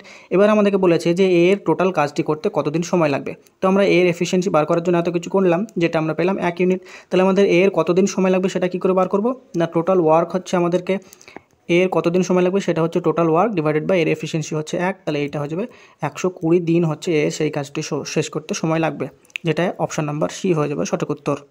একটি স্কুলে 660 জন ছাত্রছাত্রী ছিল এবং ছাত্র এবং ছাত্রীর সংখ্যার অনুপাত হচ্ছে 13:9। কিছুদিন পরে 30 জন নতুন ছাত্রী ওই স্কুলে যোগদান করে এবং কিছু ছাত্র ওই স্কুল ছেড়ে অন্যত্র চলে যায়। তার ফলে ছাত্রছাত্রীর যে নতুন অনুপাত সেটা হয় 6:5। তাহলে কতজন ছাত্র ওই স্কুল ছেড়ে চলে গিয়েছিল সেটা আমাদেরকে নির্ণয় করতে বলেছে। তো এখানে আমরা এটা বেসিক ফর্মুলা দিয়ে, বেসিক যে কনসেপ্ট আমরা জানি সেটা দিয়ে করবো, খুব সহজে হয়ে যাবে। তো এখানে আমাদেরকে টোটাল স্টুডেন্ট ছিল 660, তার মধ্যে ছাত্র এবং ছাত্রীর সংখ্যা অনুপাত ছিল 13:9। তাহলে এখান থেকে আমরা বয়ের যে সংখ্যা অর্থাৎ ছাত্র যে সংখ্যা সেটা যদি বার করার চেষ্টা করি, তাহলে এটা আরামসে বার করতে পারবো। টোটাল স্টুডেন্ট ছিল 660 জন, তার মধ্যে বালকের অর্থাৎ বয়ের যে অনুপাত ছিল সেটা 13, আর টোটাল যে আমাদের অনুপাতের সমষ্টি সেটা আমরা পেয়ে যাবো 13 আর 9 যোগ করলে হচ্ছে 22। তাহলে 22 দিয়ে যদি 66কে কাটি, তাহলে এটা হয় 3, অর্থাৎ এখানে হবে 30, আর 3 × 39 মানে হচ্ছে 390 জন আমাদের টোটাল ছাত্র আছে। এবার গার্লস অর্থাৎ ছাত্রীর সংখ্যা যদি নির্ণয় করতে চাই, তাহলে একই রকমভাবে 660 মাল্টিপ্লাইড বাই অনুপাত ছিল 9 ডিভাইডেড বাই 22, তাহলে এটাও যদি কাটি তাহলে এটা হয় 30, আর 30 আর 9 মাল্টিপ্লাই করলে এটা পাই আমরা 270। তাহলে এই 270 যেটা পেলাম সেটা পেলাম আমরা ছাত্রীর সংখ্যা। এবার বলেছে ওই স্কুলে কিছু সংখ্যক ছাত্রী অর্থাৎ 30 জন ছাত্রী যোগদান করে। তাহলে 30 জন ছাত্রী যদি যোগদান করে আর কিছু সংখ্যক ছাত্র ছেড়ে চলে যায়, তাহলে আমরা যদি ধরি যে এক সংখ্যক ছাত্র ওই স্কুল ছেড়ে চলে যায়, তাহলে আমাদের টোটাল যে ছাত্রের সংখ্যা ছিল অর্থাৎ 390 - x ডিভাইডেড বাই ছাত্রী কতজন যোগ হয়, 30 জন যোগ হয়, তাহলে 270 + 30 মানে হচ্ছে 300 জন এখন ছাত্রী। এবার বলেছে যে নতুন ছাত্র এবং ছাত্রীদের সংখ্যার অনুপাতটা পেলাম, সেটা আমাদেরকে দেওয়া আছে 6:5। তাহলে এখান থেকে আমাদের এক্সের ভ্যালুটা ক্যালকুলেশন করলে আমরা পেয়ে যাবো যে এক্সের ভ্যালু অর্থাৎ কতজন ছাত্র সেই স্কুল ছেড়ে চলে গিয়েছিল। এবারে এটা আমরা কী করে করব, যে অনুপাতটা পেলাম সেটা দেখো আমাদেরকে দেওয়া আছে, এই যে 5 ইউনিটটা আছে সেটা ইকুয়াল টু আমাদের 300 দেওয়া আছে। তাহলে 5 ইউনিটের ভ্যালু যদি 300 হয় তাহলে আমাদের 1 ইউনিটের ভ্যালু কত হবে, 5 6 30, অর্থাৎ এখানে আমরা পাবো কত, 60। তাহলে 1 ইউনিটের ভ্যালু যদি 60 পাই তাহলে এখান থেকে আমাদেরকে 6 ইউনিটের ভ্যালু কত লিখতে পারি, 6 × 60, তার মানে এটা লিখতে পারি 6 6 36 মানে হচ্ছে 360। তাহলে এইটা ভ্যালু 6 ইউনিটের ভ্যালু আমরা 360 লিখতে পারি। তাহলে 6 ইউনিট মানে আমরা কত জানি, 390 - x ইকুয়াল টু সেটা হচ্ছে 6 ইউনিটের সাথে সমান। তাহলে 390 - x ইকুয়াল টু 360। তাহলে x ইকুয়াল টু আমরা কত পেয়ে যাব, এক্সটা যদি ডান দিকে নিয়ে যায় তাহলে 390 - 360, তাহলে এইটা হয়ে যাবে আমাদের 30 জন, অর্থাৎ 30 জন ছাত্র ওই স্কুল ছেড়ে চলে গিয়েছিল। তাহলে এখানে আমাদের অপশান নাম্বার সি হয়ে যাবে সঠিক উত্তর। রাজু দুটি ক্যালকুলেটর প্রতিটি 1500 টাকায় বিক্রি করে। সে যদি একটিতে 25% লাভ এবং অন্যটিতে 25% ক্ষতি করে তাহলে তার টোটাল লাভ বা ক্ষতির পরিমাণ কত সেটা আমাদের বার করতে বলেছে। তো এখানে আমরা প্রথমে দেখব যে দুটো ক্যালকুলেটরের টোটাল আমাদের সিপি অর্থাৎ কস্ট প্রাইস কত। এখানে বলেছে প্রত্যেকটা যদি 1500 টাকা বিক্রি করে তাহলে আমাদের দুটো যদি বিক্রি করা হয় তাহলে টোটাল এসপি অর্থাৎ বিক্রয় মূল্য কত হবে, 1500 × 2, তাহলে এইটা হবে আমাদের 3000 টাকা। এইটা হচ্ছে আমাদের সেলিং প্রাইস, যেটা হচ্ছে আমাদের বিক্রি করেছে। এবার এখান থেকে যদি আমরা কস্ট প্রাইসটা বার করতে পারি তাহলে সে দুটো তুলনা করে আমরা বলতে পারবো যে লাভ বা ক্ষতি কোনটা হয়েছে। তো এখানে প্রথম যে ক্যালকুলেটরটা ছিল সেখানে বলেছে 25% লাভ হয়েছে। এবার 25% মানে আমরা জানি 25 / 100, তার মানে এটা হবে 1/4। তাহলে এখানে বলেছে 4 ইউনিটের মধ্যে 1 ইউনিট যদি লাভ হয় তাহলে টোটাল 5/4 ইউনিটের ভ্যালু কত দেওয়া আছে আমাদেরকে প্রথম ক্যালকুলেটরের ক্ষেত্রে, সেটা হচ্ছে 1500 টাকা। তাহলে 5-এর ভ্যালু 1500 টাকা হয়, অর্থাৎ এইটাকে যদি 300 দিয়ে মাল্টিপ্লাই করি তাহলে 1500 পাই। একই রকমভাবে 4 ইউনিটের মান কত হবে, 4 × 300 ইকুয়াল টু 1200। এই 1200টা আমরা কী পেলাম, এটা পেলাম প্রথম ক্যালকুলেটরের সিপি অর্থাৎ কস্ট প্রাইস বা ক্রয় মূল্য। একই রকমভাবে দ্বিতীয় যে ক্যালকুলেটরটা বেঁচেছিল সেটাতে বলেছে তার হচ্ছে 25% ক্ষতি হয়েছে। তাহলে 1/4 হচ্ছে 25%-এর ভগ্নাংশ, তার মধ্যে 4 ইউনিটের মধ্যে যদি 1 ইউনিট ক্ষতি হয় তাহলে এখানে কত আছে, এখানে আছে 3/4 যে ভগ্নাংশটা হবে সেটার ভ্যালু আমাদেরকে দেওয়া আছে 1500 টাকা। যেহেতু দুটো ক্যালকুলেটরই 1500 টাকা বেঁচেছে তাহলে এখানে 3 ইউনিটের ভ্যালু যদি 1500 হয় তাহলে এটা কী করে আসছে, এটাকে হচ্ছে 500 দিয়ে মাল্টিপ্লাই। তাহলে 4কে যদি আমরা 500 দিয়ে মাল্টিপ্লাই করি তাহলে পাচ্ছি 2000। এই 2000টা আমরা কী পাচ্ছি, 2000টা পাচ্ছি দ্বিতীয় যে ক্যালকুলেটরটা বেঁচেছিল তার হচ্ছে সিপি অর্থাৎ কস্ট প্রাইস। তাহলে এখানে আমাদের দুটো ক্যালকুলেটরের ক্ষেত্রে টোটাল কস্ট প্রাইস কত হলো, একটা হলো 2000 আর একটা হলো 1200। তাহলে টোটাল কস্ট প্রাইস হলো আমাদেরকে 3200, আর আমাদের সেলিং প্রাইস বা বিক্রয় মূল্য ছিল 3000। তাহলে 3200 থেকে 3000 বিয়োগ করবো, তাহলে কস্ট প্রাইস যেহেতু বেশি অর্থাৎ ক্রয় মূল্য যেহেতু বেশি তার জন্য নিশ্চয়ই আমাদের ক্ষতি হয়েছে সেলিং প্রাইসের থেকে বেশি, তার জন্য তাহলে এখানে আমাদের cost price minus selling price অর্থাৎ 3000। তাহলে এইটা হচ্ছে আমাদের টোটাল ক্ষতির পরিমাণ। তাহলে 3200 থেকে 3000 মাইনাস করলে আমরা সহজেই পেয়ে যাব 200 টাকা আমাদের টোটাল ট্রানজ্যাকশানে তার ক্ষতি হয়েছিল, যেটা অপশন নাম্বার বি হয়ে যাবে সঠিক উত্তর। 1972 সালে একটি গ্রামের জনসংখ্যা 2000 ছিল। 1982 সালে পুরুষের সংখ্যা 10% বৃদ্ধি পায় এবং মহিলাদের সংখ্যা 6% হ্রাস পায়। যদিও মোট জনসংখ্যা একই থাকে তাহলে 1972 সালে অর্থাৎ ইনিশিয়ালি পুরুষের সংখ্যা কত ছিল সেটা আমাদেরকে নির্ণয় করতে বলেছে। তো এখানে আমরা যদি পুরুষের সংখ্যাকে যদি এম ধরি এবং মহিলার সংখ্যাকে যদি এফ ফিমেল ধরি তাহলে আমাদেরকে প্রথম সেন্টেন্সেই বলা আছে যে তাদের যে টোটাল যে পপুলেশান অর্থাৎ M plus F equal to ছিল আমাদের 2000। এটা আমাদেরকে প্রথম কন্ডিশন দেওয়া আছে। এবার বলেছে 10 বছর পরে অর্থাৎ 1982 সালে পুরুষের জনসংখ্যা 10% বৃদ্ধি পেয়েছে। 10% মানে আমরা লিখতে পারি কত, 10/100 মানে এটা আমরা লিখতে পারি 1/10। তাহলে 10 ইউনিটের মধ্যে যদি 1 ইউনিট বৃদ্ধি পায় তাহলে সেটাকে আমরা লিখতে পারি বৃদ্ধি পেয়ে হয়েছে 11/10। এইটা হচ্ছে পুরুষের সংখ্যা বৃদ্ধি পেয়েছে এবং মহিলাদের সংখ্যা বলেছে 6% হ্রাস পেয়েছে। তাহলে 6% মানে আমরা লিখতে পারি কত, 6/100। এটাকে আমরা লিখতে পারি 3/50। এবার এখানে 50 ইউনিটের মধ্যে 3 ইউনিট যদি হ্রাস পায় তাহলে সেটাকে আমরা লিখতে পারি 47/50। এটা হচ্ছে আমাদের মহিলাদের সংখ্যা কমে হয়েছে 47/50 এবং পুরুষের সংখ্যা বেড়ে হয়েছে 11/10। এবার এইটাকে যদি আমরা একটা সমীকরণে লেখার চেষ্টা করি তাহলে আমরা কী পাবো, দেখো বলেছে পুরুষের সংখ্যা 10% বৃদ্ধি। 10% বৃদ্ধি মানে আগে ছিল আমাদের পুরুষের সংখ্যা এম, তাহলে এখন 10% বৃদ্ধি মানে হচ্ছে 11m / 10 হবে। এবং একই রকমভাবে যদি মহিলাদের সংখ্যা 6% হ্রাস পায় তাহলে মহিলাদের সংখ্যা হবে 47f / 50। এইটা আমরা পেলাম 6% হ্রাস মানে ইকুয়াল টু আমাদেরকে দেওয়া আছে জনসংখ্যা একই আছে, জনসংখ্যা কোনো বৃদ্ধি হয়নি, তার মানে এইটা সমানও আমাদের কত হবে 2000 হবে। তাহলে এই হচ্ছে আমরা দুটো সমীকরণ পেলাম। এবার দেখো যে বড় সমীকরণটা পেলাম সেই সমীকরণ থেকে প্রথম যে সমীকরণটা সেটা যদি আমরা মাইনাস করি তাহলে আমাদের কী আসবে দেখো দ্বিতীয় সমীকরণ থেকে যদি প্রথম সমীকরণটা আমরা মাইনাস করার চেষ্টা করি তাহলে এখানে আছে 11m ডিভাইডেড বাই 10 মাইনাস এখানে m যদি এর সাথে নিয়ে নিই প্লাস কী হবে প্লাস হবে 47f divided by 50 minus F হবে ইজ ইকুয়াল টু ডান দিকে কী হবে 2000 থেকে 2000 মাইনাস, তার মানে এদিকে হয়ে যাবে 0। এবার আমরা কী করবো দেখো, এবার আমরা পেলাম হচ্ছে 11m divided by 10 minus m এইটা পেয়েছি plus 47f divided by 50 minus F is equal to 0 পেয়েছি। এইটা হচ্ছে আমরা পেলাম। এবার এখান থেকে যদি লসাগু করি তাহলে এখানে 10 লসাগু হবে, আর 11 থেকে 10 যদি মাইনাস করি তাহলে এখানে আমরা পাবো m বাই 10 প্লাস এখানে কী হবে দেখো লসাগু হবে 50, তাহলে 47f মাইনাস 50f, তার মানে আমাদেরকে মাইনাস 3f পাবো। তাহলে minus 3f divided by 50 is equal to আমরা পাবো 0।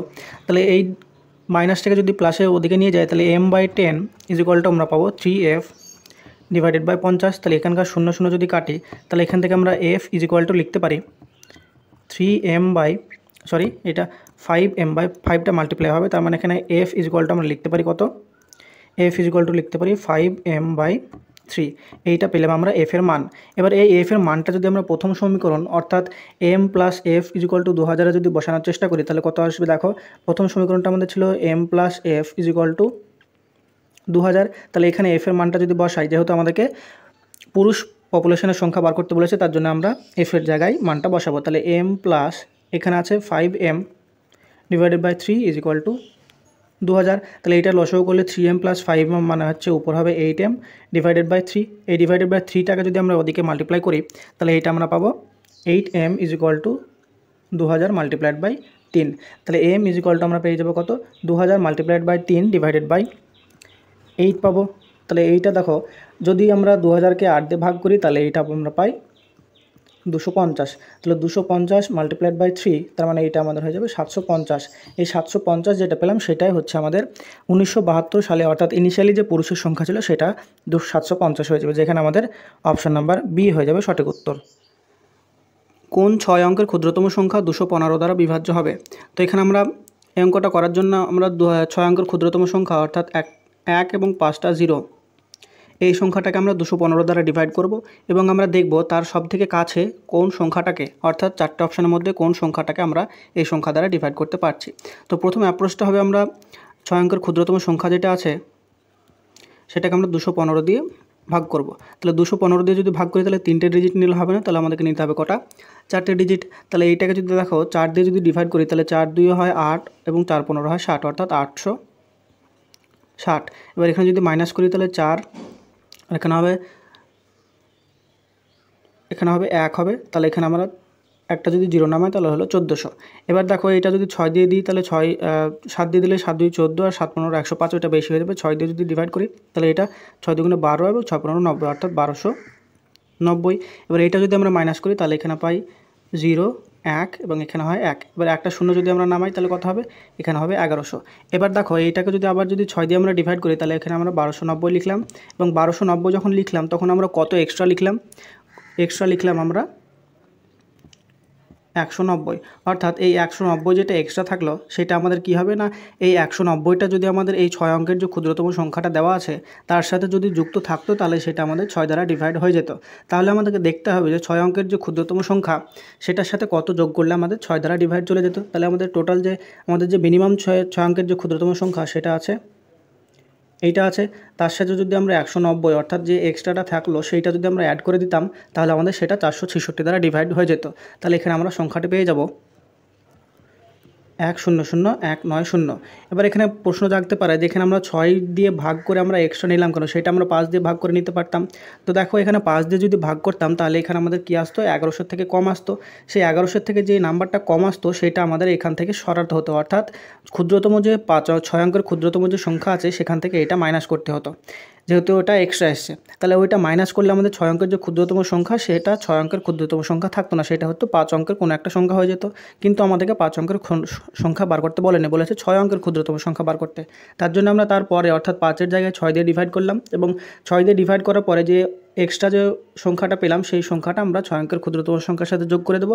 তাহলে এখানে দেখো আমাদের 1001900 যে সংখ্যাটা পেলাম সেটা আমাদের 6 অঙ্কের সংখ্যায় থাকলো এবং 6 অঙ্কের মধ্যে সবথেকে ক্ষুদ্রতম সংখ্যা যেটা হচ্ছে আমাদের 215 দ্বারা ডিভিজিবল। তাহলে এখানে আমাদের অপশন নাম্বার সি হয়ে যাবে সঠিক উত্তর। 3 জন লোক এবং 4 জন বালক একটি কাজ 14 দিনে শেষ করতে পারে।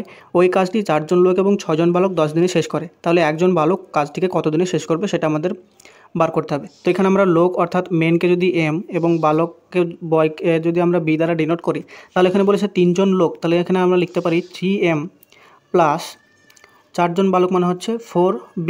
এই কাজটা হচ্ছে টোটাল হচ্ছে এইটা হচ্ছে আমাদের টোটাল জনসংখ্যা, তার হচ্ছে কাজটিকে শেষ করে আমাদেরকে 14 দিনে। তাহলে এরা একদিনে যদি এই কাজটা করে তাহলে 14 দিনে যেই কাজটা করবে সেইটা হচ্ছে আমাদের টোটাল ওয়ার্ক পেলাম ইজ ইকুয়াল টু, এইটাই আবার বলেছে যে ওই কাজটি মানে একই পরিমাণ কাজ 4 জন লোক অর্থাৎ 4m প্লাস 6 জন বালক অর্থাৎ 6 ইন্টু বি এইটাকে টোটাল কত দিনে করে, এটা হচ্ছে টোটাল 10 দিনে করে। তো এখানে দেখো আমরা দুদিকে যে ইকুয়েশনের দুদিকে ডান দিকে বাম দিকে যেটা পেলাম অর্থাৎ এইটা থেকে এইটা এবং এইটা থেকে এইটা, এই দুটোই হচ্ছে আমাদের টোটাল কাজের পরিমাণ। সেই টোটাল কাজের পরিমাণটা এখানে হচ্ছে আমাদের টোটাল দিন সংখ্যা, 14 এবং 10 হচ্ছে দিন সংখ্যা এবং ব্র্যাকেটের মধ্যে যেই পার্টটুকু আছে সেই পার্টটুকু হচ্ছে আমাদের টোটাল যে মানুষ বা টোটাল যে আমাদের যতজন লোক লেগেছে ততজন লোকের এবং বালকের টোটাল এফিসিয়েন্সির যোগফল। এবার এখান থেকে আমাদেরকে বালক এবং মেনদের যে এফিসিয়েন্সি সেইটা আমরা পাবো। তো এটা যদি আমরা ক্যালকুলেট করার চেষ্টা করি তো এখানে দেখো 14কে যদি 2 দিয়ে কাটি তাহলে এখানে পাই 7, 5কে যদি 10কে যদি 2 দিয়ে কাটি তাহলে এখানে পাই 5। এবার দেখো গুণ যদি করি তাহলে এইটা পাই 3 7 21m plus 4 7 28 B is equal to ডান দিকে আমরা পাই 20m প্লাস 5 6 30 বি। এবার মেনগুলোকে যদি আমরা একদিকে নিয়ে আসি তাহলে 21 থেকে যদি আমরা 20 মাইনাস করি তাহলে এইটা পাই আমরা m ইজ ইকুয়াল টু কত পাবো, 28টাকে 30 থেকে মাইনাস করলে এইটা আমরা পেয়ে যাবো 2b। অর্থাৎ আমরা পেলাম যে m/b ইজ ইকুয়াল টু এটা পেলাম 2/1। অর্থাৎ একটা লোক অর্থাৎ একটা মেনের এফিসিয়েন্সি যদি 2 হয় তাহলে একটা বালকের এফিসিয়েন্সি হবে 1 ইউনিট। এবার আমাদেরকে বলেছে যে টোটাল যে কাজ হবে সেটা করতে একটা বালকের কতদিন সময় লাগবে। তো আমরা তো জানি না যে টোটাল ইউনিট বা টোটাল ওয়ার্ক কত আছে। তো আমরা প্রথমে যে সমীকরণটা গঠন করলাম সেই সমীকরণটার ইকুয়াল সাইনের পাশে দুটো আমরা পার্ট পেয়েছি। সেই দুটো পার্টে যে কোনো একটা অংশ থেকে যদি আমরা টোটাল ওয়ার্কটা বার করি তো টোটাল ওয়ার্কটা যদি আমরা দেখো সেকেন্ড পার্ট অর্থাৎ 4m plus 6b multiplied by 10 থেকে যদি টোটাল ওয়ার্কটা বার করার চেষ্টা করি তাহলে আমাদের যে পার্টটা ছিল সেটা ছিল 4m multiplied by 6b plus 6b multiplied by 10। তাহলে এখানে আমাদের মেন আর বয়েজের যে এফিসিয়েন্সি পেয়েছি সেটা পেয়েছি 2:1। তাহলে এখানে মেনের জায়গায় 2 এবং বয়েজের জায়গায় যদি 1 বসাই তাহলে এখানে 4 2 হবে 8 প্লাস 6 মাল্টিপ্লাইড বাই 10। তাহলে এখানে কত পাবো 14 মাল্টিপ্লাইড বাই 10, তার মানে এটা লিখতে পারি আমরা 140। এই 140 যেটা পেলাম সেটা পেলাম আমরা টোটাল ওয়ার্ক বা মোট আমাদের কাজ। এবার আমাদেরকে বলেছে একজন বালকের, তাহলে একজন বালকের কতদিন সময় লাগবে, কতদিন সময় লাগবে সেটা বার করার জন্য আমরা উপরে লিখি টোটাল ওয়ার্ক অর্থাৎ এখানে যেটা পেয়েছি 140 ডিভাইডেড বাই একজন বালকের এফিসিয়েন্সি সেটা আমরা পেয়েছি 1 ইউনিট। তাহলে 140 ডিভাইডেড বাই 1 মানে হচ্ছে 140 দিন একটা বালকের সময় লাগবে টোটাল কাজটি শেষ করতে, যেটা আমাদের অপশান নাম্বার এ হয়ে যাবে এখানে সঠিক উত্তর।